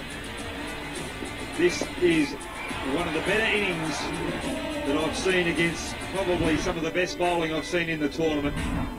Murakude, well done on your wonderful 50. Pratish once again in the wickets. He's the leading wicket taker in the tournament. Joshi picked up 1, but he was expensive. It was difficult for the Nepal bowlers. It's the 3rd quarter final. It's Sri Lanka versus Nepal, and Nepal are going to need 124 from 36 balls to make it to the semis. UAE versus Bangladesh is coming up very soon, and we had the toss a little bit a while ago. Let's go downstairs and see what happened. Match number 20 then, and it is the 4th quarter final. It is obviously Asif Khan of the UAE, it's Yasir Ali of Bangladesh, and of course you've been here all day, Mr. Gandhi, as a match referee. Right, pass the coin over to UAE. Heads. Bangladesh have called a heads in quarter final 4. It has come down a tail. You've won the toss. What are you going to do first and why? I will bowl first. I will take 100. Inshallah, I will chase after that. A good performance to get to here. Have you changed your team going into the quarter final? No, it's same team. Okay, well, good luck. Thank you. Just hold there, though. I need you to hold there with me before you go. You lost the toss. You're going to have to bat first. A little stat for you before this game. 8 sides batting first. Win the game. Oh, well, that's comforting stats for me. Let's hope for the best. Again, you know, good performance by Bangladesh and an opportunity to go into a semi-final and take on the winners of this game between Sri Lanka and Nepal. Yes, like Louis said, it's like you said, teams batting first won most of the match, so we would likely to cash on that. Any change to your team? Yeah, 1 changes. Okay, good luck. So the news from the middle is the UAE, they've won the toss, having a bowl. Why bowl first? You bat first, you win. Yasir Ali must be absolutely delighted. Oh, 1 change for Bangladesh with the big man there, Mohammad Saifuddin. He's been superb for the Tigers. But before quarter final number 4, we've got the small matter of Sandeep, who's had a cracking tournament with mesmerising half centuries. Can he do it again? And he's got his good pal Lokesh alongside him. Abhishek Junjunwala has joined us. This is going to be a cracking chase on a good surface. 2 really strong sides. Yeah, first of all, it's very hard to understand and wrap my head around why everyone winning the toss and bowling. When the stats clearly says you bat first, you've got a better chance to win. You're right there, Abhishek. I just think they're all nervous. If I do decide to bat and we lose, everyone's going to say, why did you bat first? Now that little under edge, was there a little under edge there? Didn't carry through to the keeper. Stayed a little bit low. Dhananjaya with his seamers. But also in matches like this, it's a knockout game. You've got to try and bat first. That ball just keeping slightly low, the first delivery from Dhananjaya.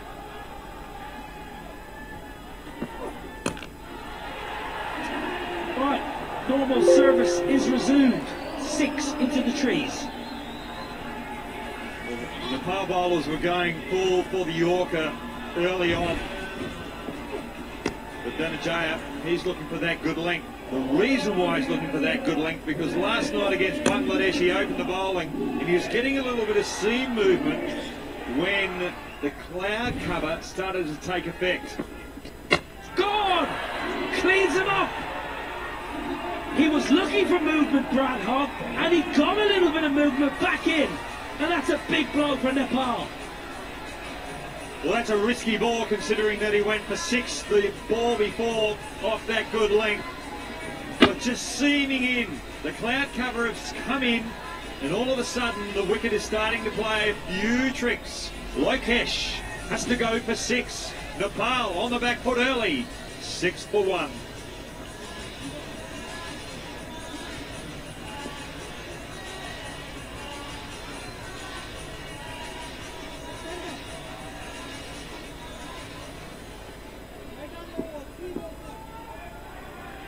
Rashid is there, man.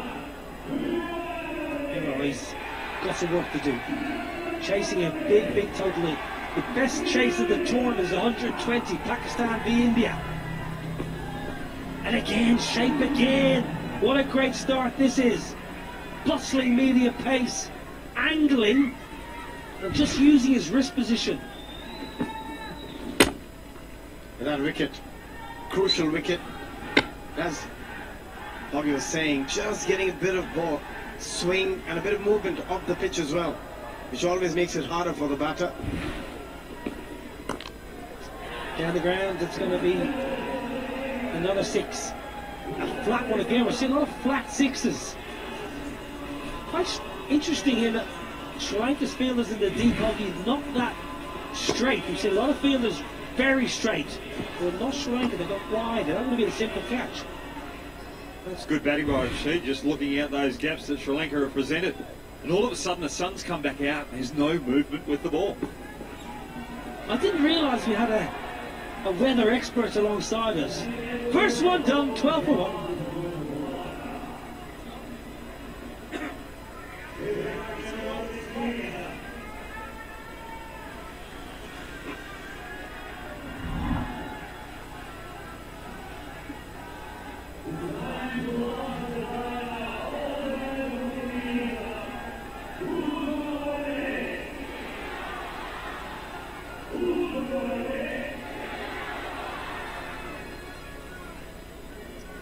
Well, it's the third quarter-final. Sri Lanka, you would say, in the box seat. UAE versus Bangladesh coming up soon.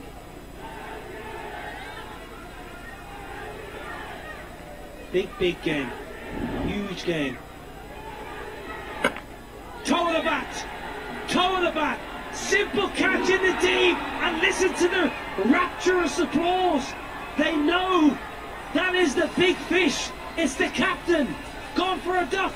That's the pressure you put yourself under when you're chasing, and we've got to go at 23 and over from the very first over. And hence it's so crucial that you bat first in pressure matches like these. But that's well bowled again, getting the execution right. Sudeep out for a duck, 12 for 1 Nepal. 12 for 2, correction.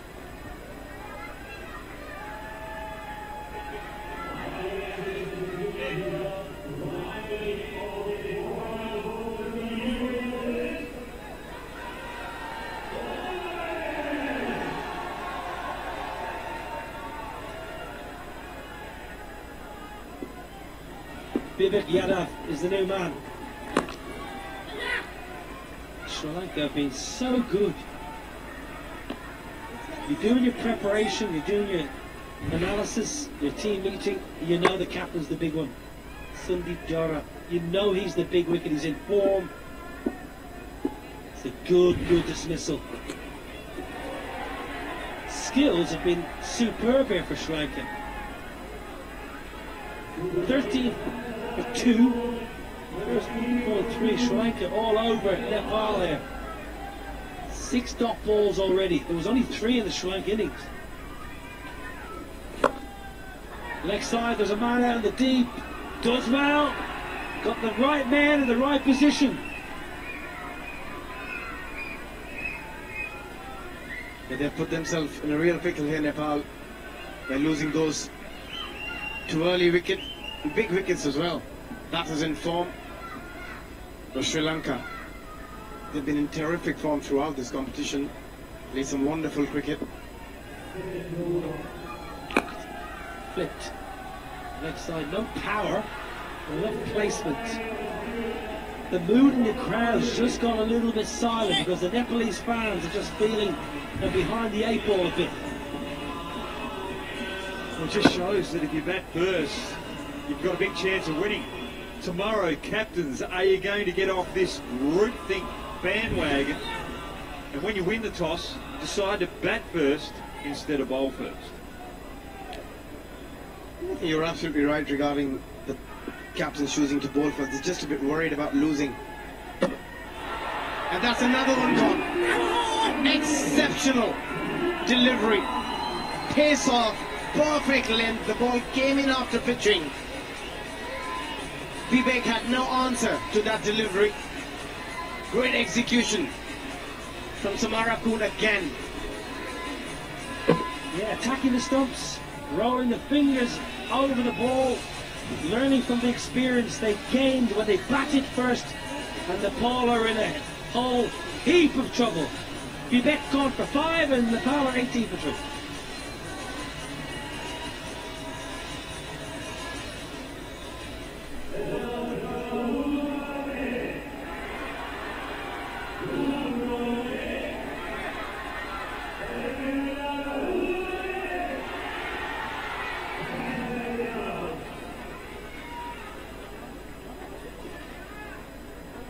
Sri Lanka fans are very happy. A wonderful part of the world, Sri Lanka. Beautiful people. Always a great place to go on holiday and on a cricket tour, Sri Lanka. Now then, Narayan Joshi, he got Carter for 28 in the 6th over. He's out there because Vivek was cleaned up. Totally outfoxed. Samarakun.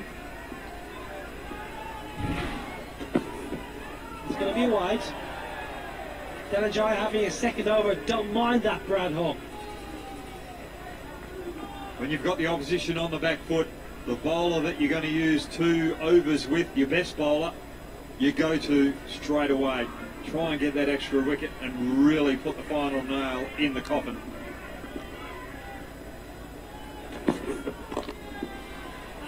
Protection in the deep. The Sri Lanka place you like to go, Hoggy, on tour with Australia? Oh, I loved it, loved it. The Port City, there was a little bit of surf down there, Gold. Loved going down there. Loved going into the middle of the city, country as well. Kandy was beautiful.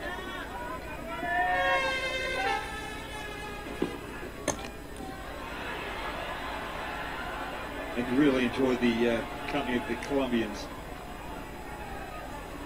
Colombo's the capital city. Surely you would have got that joke as an Irishman.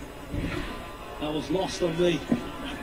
Did you not see my perplexed eyes?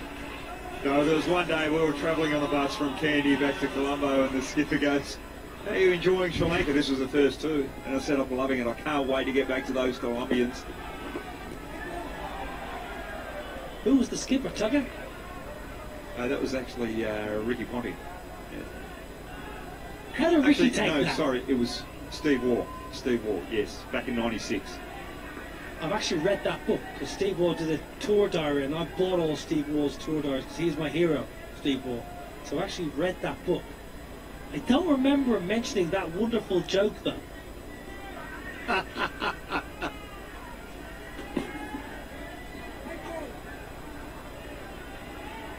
Yeah, Steve likes to write a lot of common sense.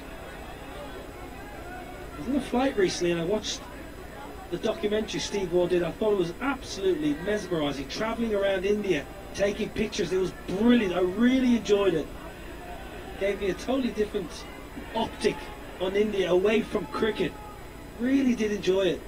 He must have travelled India a lot. And that's gone. Not gone to India. It's gone to out of the park. Nice strike. Really good hit. I must say, what I will say about my love for India, and I love every country I went to on tour. I like to go to places that took me out of my comfort zone. So go where the locals go, get away from I suppose, where cricket takes you, the hotels. Get out of there, get on the streets and have some street food and meet some local people. I always known you as an explorer. You travelled a bit together as well. But I tell you what I do love about Sri Lanka.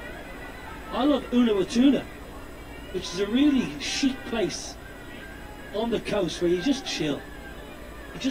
I'm quite an, excitable human being, as you well know. So sometimes just to take me down a level or two and just hang an Uno or tuna. What I love about this over, there's so many wides, we can keep talking about travel. I was just thinking, I'm just worried about the other people that were there trying to chill, and they actually do chill. The energy that you bring. I thought I was energetic, but you take it to a new level. Well, 10 ball labour could be happening here. Good hit. That's a lovely, clean swing of the blade, and they needed that, Nepal. And they still got hope. They need some huge overs. Fozan can do it. They need at least 2 to 3 sixes every over required, with nearly touching 26 now. Well, Danajah thinks he's bowling that well. He's trying to bowl a few extra balls as well. Interesting spell, really. First over was so good, but actually now his figures 1 for 36. 24 off this over, so tail of 2 sets of 6.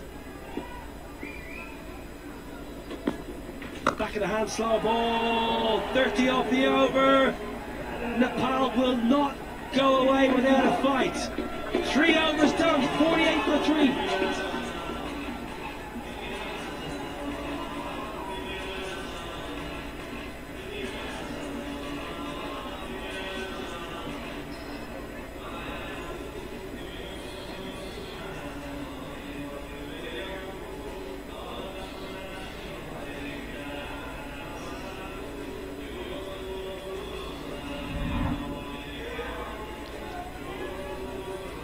Third quarter-final of Sri Lanka versus Nepal here. Then we've got UAE against Bangladesh.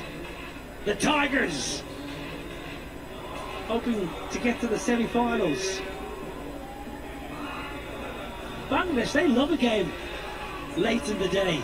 They played the last game yesterday against Sri Lanka, I believe. I don't know whether they love the later game because they got absolutely pounced by Sri Lanka last night in that later game. They'll be a little concerned. Ratnayaka takes the wicket. Ratnayaka, the left arm finger spinner, with an economical run up, gets one through batter pad and takes the leg stump. Well, that's the way to do it. You've got to attack the stumps. If you're going to bowl length as a bowler, you've got to give yourself the best chance. If the batter hit and misses, you hit, and that's exactly what Ratnayaka did on that occasion. Joshi out for 13, 48 for 4.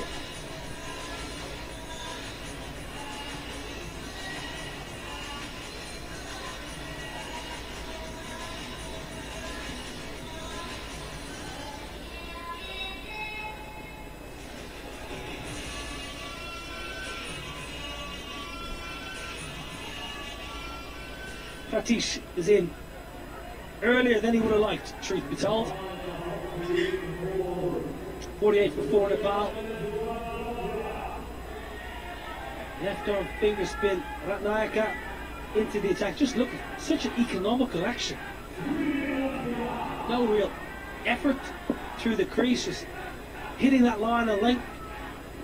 Gone! 2 and 2. That's how you do it. That's how you bowl. Left arm finger spin. Scenes here for Sri Lanka.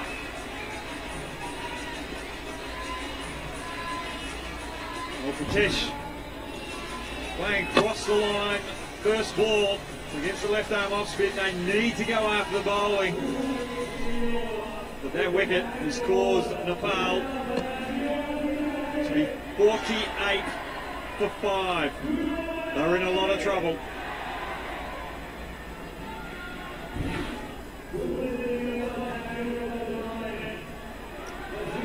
Last man standing, Rashid. Ratnayaka on a hat-trick. Just do the same again. Up in the air. Gets plenty. There's Rashid. A lot left for him to do. The required rate, 28 now. A lot of sixes required. from here if they want to make any difference in this game. So far 7 sixes for them in their innings of 54. 6 more, 6 more. Ratnaka, he could bowl left arm spin and right arm spin. These are his 2 poles, Brad Hall.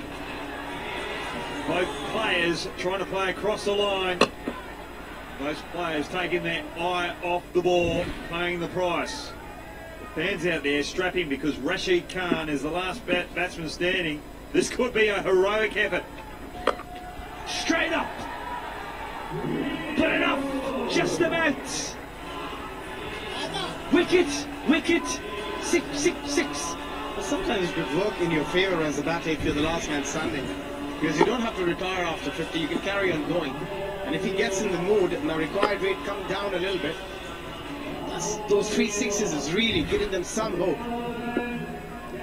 The other thing is you don't have to worry about taking the single last ball with a non-batter out the other end. Now the change of angle, I just wonder.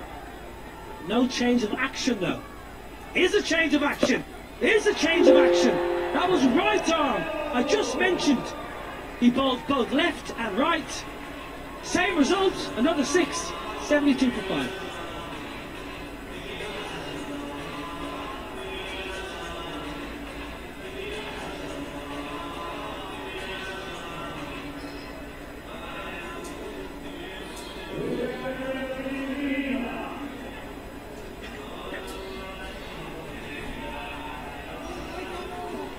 Bangladesh, they will be batting first in the 4th quarter final up against the UAE. I don't think that's a bad result for Yasser Ali and his team. Rashid is the last man standing. He's 44 off 12. 9 sixes will do it. That's what he must be thinking. You've got to break it down in terms of sixes you need, and 9 of them not going to be easy, but mathematically still there. Zahoor Khan just going through his warm-ups. Point leg side, that'll be a 4. I tell you, you just never know. The thing that I like about Rashid here, he knows that he's got to go big, he knows that he's got to go hard. That first ball, it wasn't there to hit, but he didn't try and make something out of something that wasn't there. And just that one, he's just timed it for a boundary, just keeping enough pressure on the Sri Lankan bowlers. Deep in his crease, sitting deep. Look how deep he is in the crease, Abhishek. His back foot is nearly standing on the stumps. It's the option you take because you also expect a lot of fuller deliveries, a lot of Yorker length. But that was really smartly bowled, taking pace off. Again, the length is crucial when you bowl that pace off delivery. Slow ball, very good off cutter, Madishanka. Really good bowling. I was running once for one of my teammates at the Oval. I'd been dismissed by Gordon Batty in a 40-over game, and I had to run for Stephen Peters, who torn his calf, and I got run out.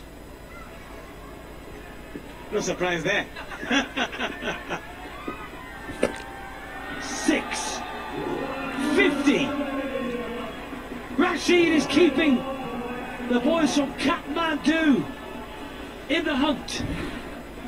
7 sixes needed of 7 deliveries. You've seen that happen.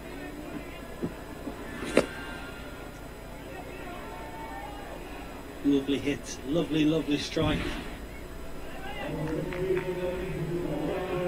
I guarantee it, they're watching in Nepal. They'll have big screens all over the major cities, and they'll be tuning in. 6 more. Oh no, that's it. Sri Lanka are through into the semi-finals. I thought it was out of the screws. It went high, but not far enough. And look what it means for Sri Lanka and their loyal fans. Winning by 40 runs here in the quarter-final, breaking Nepalese hearts. Sri Lanka winning by 40.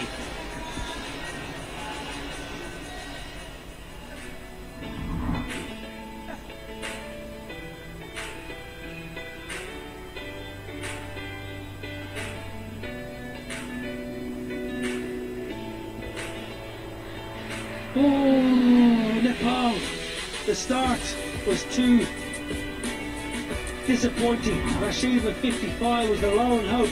Darajaya picked 1. Samarakul picked up 2. Ratnayaka with his left arm spin got 2 wickets, was on a hat-trick. All in all, a comprehensive win for Sri Lanka. This is the moment. Rashid low on the blade, high, but not handsome. Safely caught. Sri Lanka progress to the semi-finals. Their fans are happy. Players are ecstatic. Who will they face? That is the question. Brilliant by the boys in blue. Sri Lanka through. Nepal out. Oh, the action will come thick and fast as we approach the 4th quarter final. But this is the summary of Sri Lanka versus Nepal. 123 for 2, an excellent score. Satish was good, picked up a wicket. Nepal 83, all out. Sri Lanka winning by 40 runs. What does that mean? 1 quarter final left to be played between the UAE and Bangladesh. Bangladesh are batting first. Here we go, quarter final number 4. UAE have won the toss. They're going to bowl first.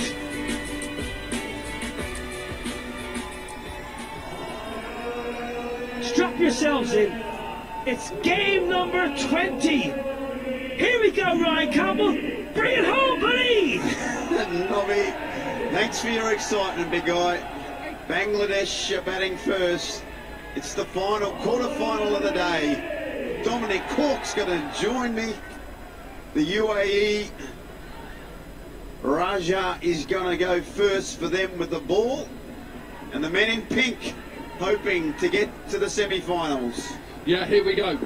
Here we go. Which team will join Australia, Pakistan, Sri Lanka in those semi-finals tomorrow?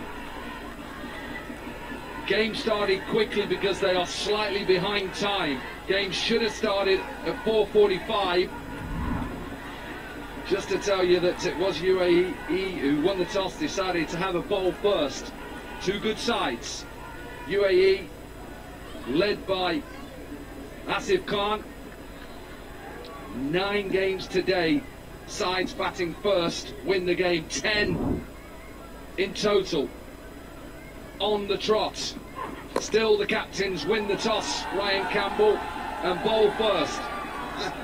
They do, and then we got the first boundary of the quarter-final. Squeeze through backwards square. What we've thought all day, if you don't get hit for 6, it's actually a good thing. But Bangladesh are on their way. Even though we've been here, well, I've been here since 7:25 this morning. This day just flew because we've just had so much excitement. We're coming up to what?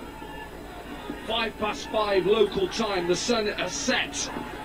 Trying to get in this last quarter final before the sun drops, and it drops quickly here. You know that. It does. It drops very, very quickly behind so many high-rise buildings, and very good piece of wicket keeping, saving runs. That's what's happened today, Dominic Cork. You've talked all about it. That's what's got us through the day today. 6 associate sides beating full members throughout this Hong Kong Sixes so far. Can the UAE make it 7? Wild throw, doesn't need to throw it, gets away with it.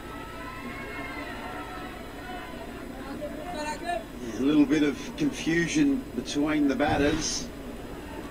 Run out, was it a chance? Was it an opportunity? Yes, it was Gonski.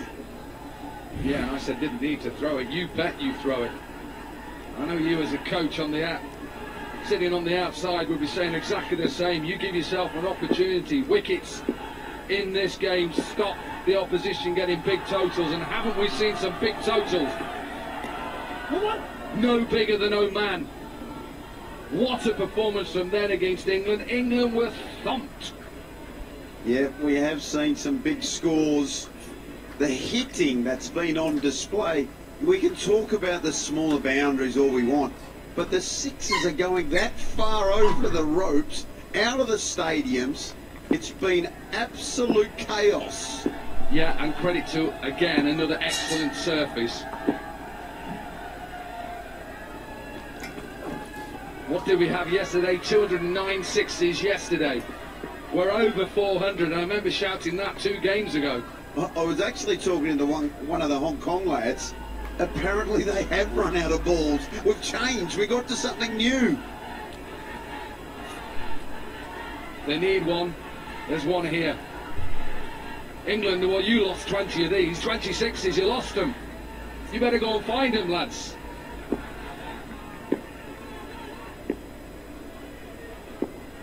.26s. What a delivery. Beautiful delivery. You tell me how many balls they got before this competition. How many did they have to buy? 180. 180. Good if you're playing darts, that. Triple 20, triple 20. You beauty, jackpot, 180. It's a very good over so far. 5 balls down. Can he get out of the over without getting hit for a 6? It's a fantastic over if he can. Yeah, really good over. He was praised by Jofra Archer when he bowled at England's side in 2022, and what an over that is in quarter-final number 4. 1 over done. Bangladesh 9 without loss.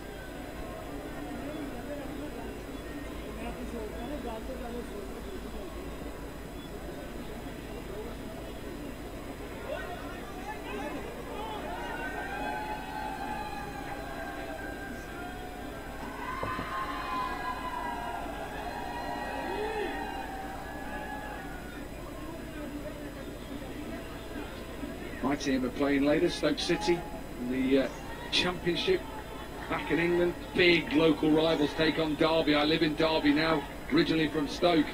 Look away if you're an English fan. Surely you could have gone home. Well, you could have gone home yesterday. Supporters, they follow you through thick and thin, mate. Beautiful place to watch cricket.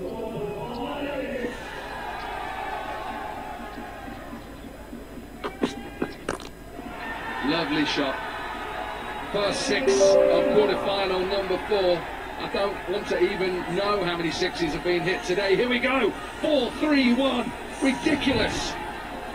Yeah, just missed his length by a fraction, and we've seen that over the course of the 2 days. If you just miss by a fraction, the batters are absolutely all over you. 209 first day, 222 today.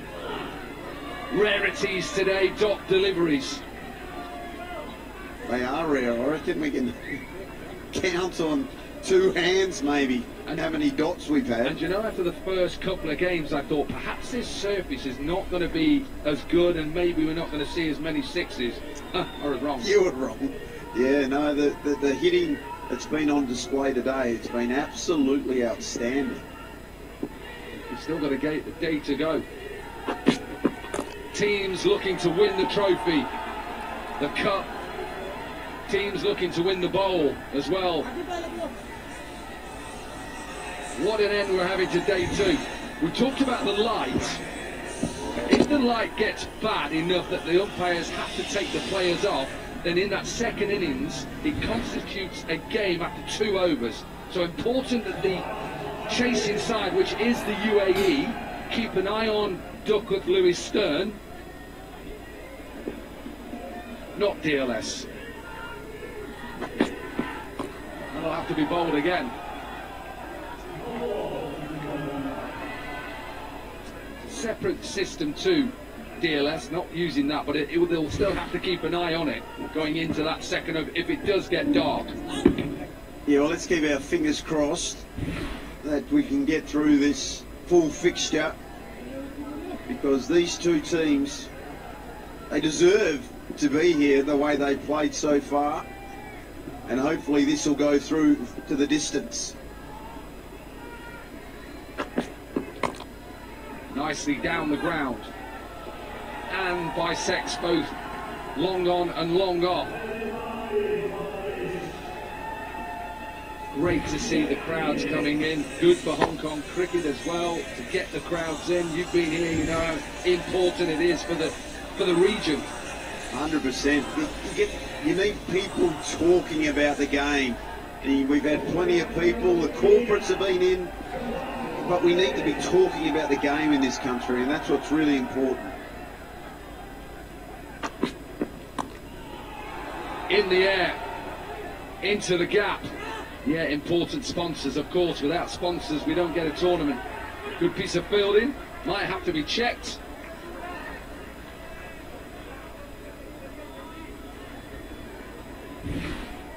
Let's have a quick look. I felt he was okay when I first looked at it. Yeah, that's no problem whatsoever.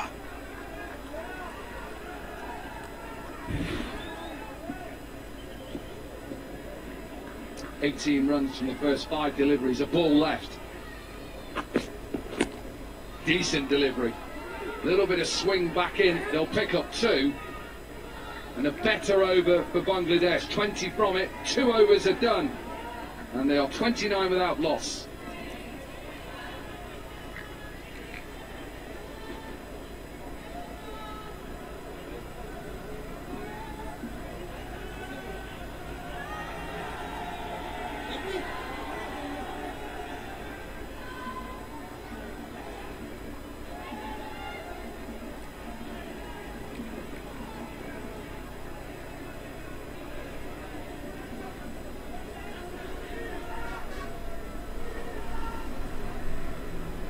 Sun is dropping quickly. No twilight here, it just goes. Still 3 overs left in this first innings of the 4th quarter final. Bangladesh put into bat by the UAE. Zahor with a decent bit of swing. We've seen that ever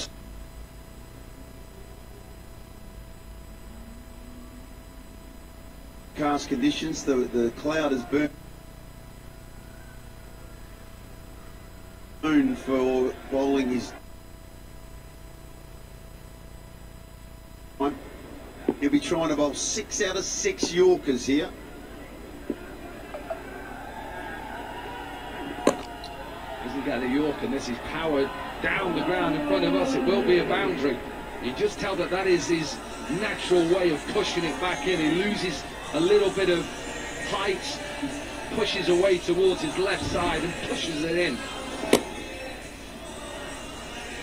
Yeah, and like we've seen, you don't have to miss by much. At least though he was full enough that the Bangladeshi batter there couldn't get any elevation. Keep it as full as you can.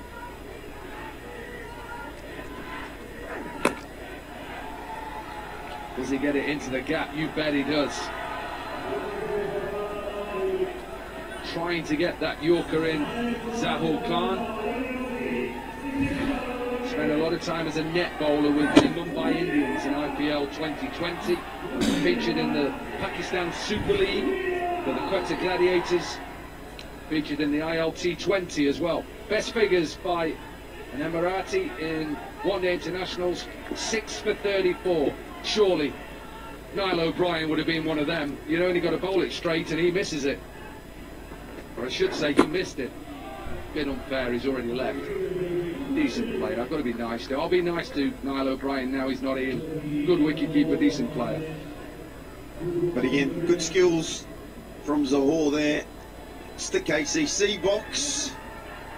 One of the massive clubs here in there you go again. Hong Kong. Powerhouse. Any chance that was your club, the amount of times you mentioned the Kowloon Cricket Club? Might have been there once or twice. What a hospitality, easy for me to say, we had last night.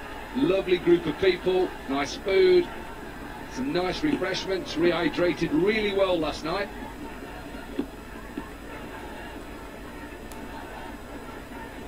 Made to feel very welcome wherever we are in Hong Kong. Beautiful, lovely flourish, high backlift, massive massive 6. Massive hit. Just got his line wrong. Again, it's one of those situations, and I'm really interested in your thoughts on this, Corky, that a lot of times the left-handers now, fast bowlers go straight around the wicket, where I got a feeling that you're bowling into their arc. Yeah, create the angle from over and go across them. If somebody keeps cutting you and hitting you backward point, okay, but you're right. You've got to bowl wide, but also it's coming in from that angle. You're spot on. I never liked going round the wicket. 16 runs from the over, 3 gone, 45 without loss.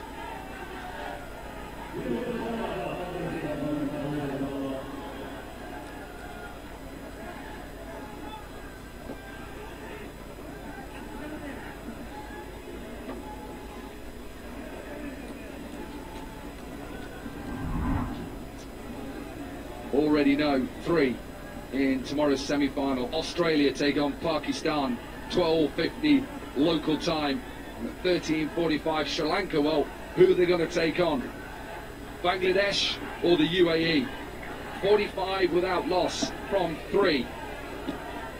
Zuhaib then. Bit of spin. Lovely. Lovely. Should have been run out, really. Good length from the young leggy. Every ball, every dot so important. The UAE will be hoping, can they restrict them to 100? Less than 100. Not if they bowl them. 50 up then for Bangladesh. 50 comes up from those 23 deliveries. Yeah, got to use the facilities, that's for sure. We've spoken how wonderful this wicket is. If it doesn't bounce, generally you're going to get met. Just gone a little bit darker as well. The sun is dropping quickly here. And just to remind you that in the second innings it constitutes a game after 2 overs. UAE will have to keep an eye on where they need to be. And the way that Bangladesh are going in this over, it could be a big total they're chasing down. Yeah, bowler under pressure now. 2 in a row. Again, got his length. And probably his line just a tad wrong. And he pays the ultimate price. Yeah, go with that dot ball, first ball, the next 2 gone out of the park. Comes off his pad and the wicketkeeper does well, slips a bit towards the end. You'd expect that, maybe a bit of dew forming as the night draws in. Stops the boundary. You coaches, you love it, don't you? I love making notes. I'm always intrigued to know what people write in there, because sometimes I don't know what to write, so I say to myself, just write something so the guys think I'm doing something. Well, I coached for, what, 3 or 4 years at Derbyshire. I never made a note. Just got the stats man to tell me what we need to do to win games. High in the air, long off, gets underneath it, takes it. Partnership comes to an end for Bangladesh, and UAE have their first wicket. And it's a big one. They needed to break that partnership. Al Mamoon, 31 of just 11 deliveries. Just couldn't get enough length on the shot. Bangladesh 59 for 1.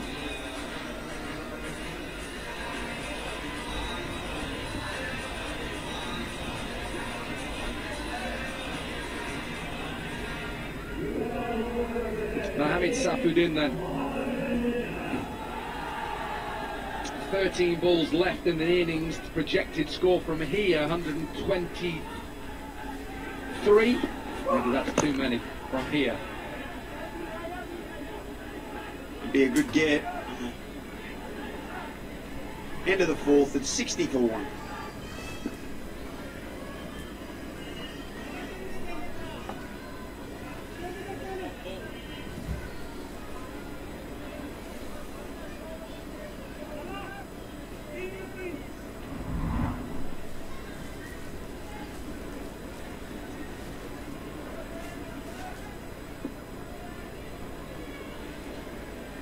really good day. Day 2 today started off by Nepal, who beat Australia in the opening game. We saw England get off the mark and beat India, who haven't won a game. Australia were the first into the quarterfinals, then Pakistan. Sri Lanka, the other team. And at the moment, these two teams battling it out. Ryan Campbell, can UAE keep Bangladesh under 100? Well, Zahor has been brought back for his second over. He delivers his Yorker exactly where he wants it, but so skillful are these batters that he costs 4, even though he probably got his Yorker exactly where he wanted it. We were talking about it earlier, and that the angle that you create as a bowler from round the wicket, it is an English type of way of bowling at left-handers. Duncan Fletcher was the coach who came in, the former Zimbabwean international, who as coach said to all the England bowlers, try and go around the wicket as early as you can to left-handers. Sometimes I don't agree. Yeah, I just get a feeling at times you're just bowling into their wheelhouse. Most lefties love to hit the ball on the onside, and that natural angle coming into their pads causes them no issue. There you're talking about it. Into that wheelhouse, clips, leg side. I don't mind it in test match cricket because you don't expect shots like this.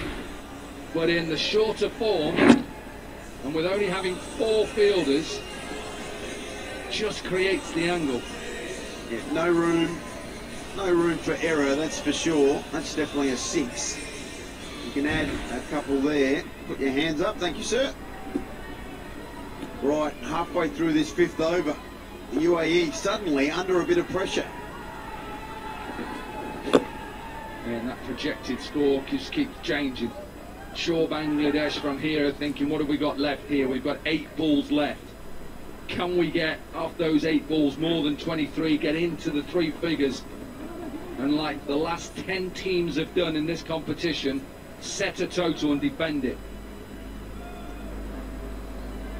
Yeah.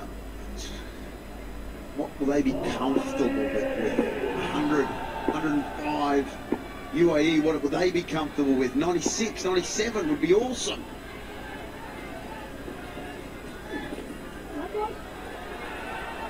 A little bit of a drop from the wicketkeeper. Batter wanted a wide, it's given a bye. Yeah, you've got to feel a little bit for the UAE. They're in a quarter-final, and if the light drops, then they'll have to try. If the umpires think that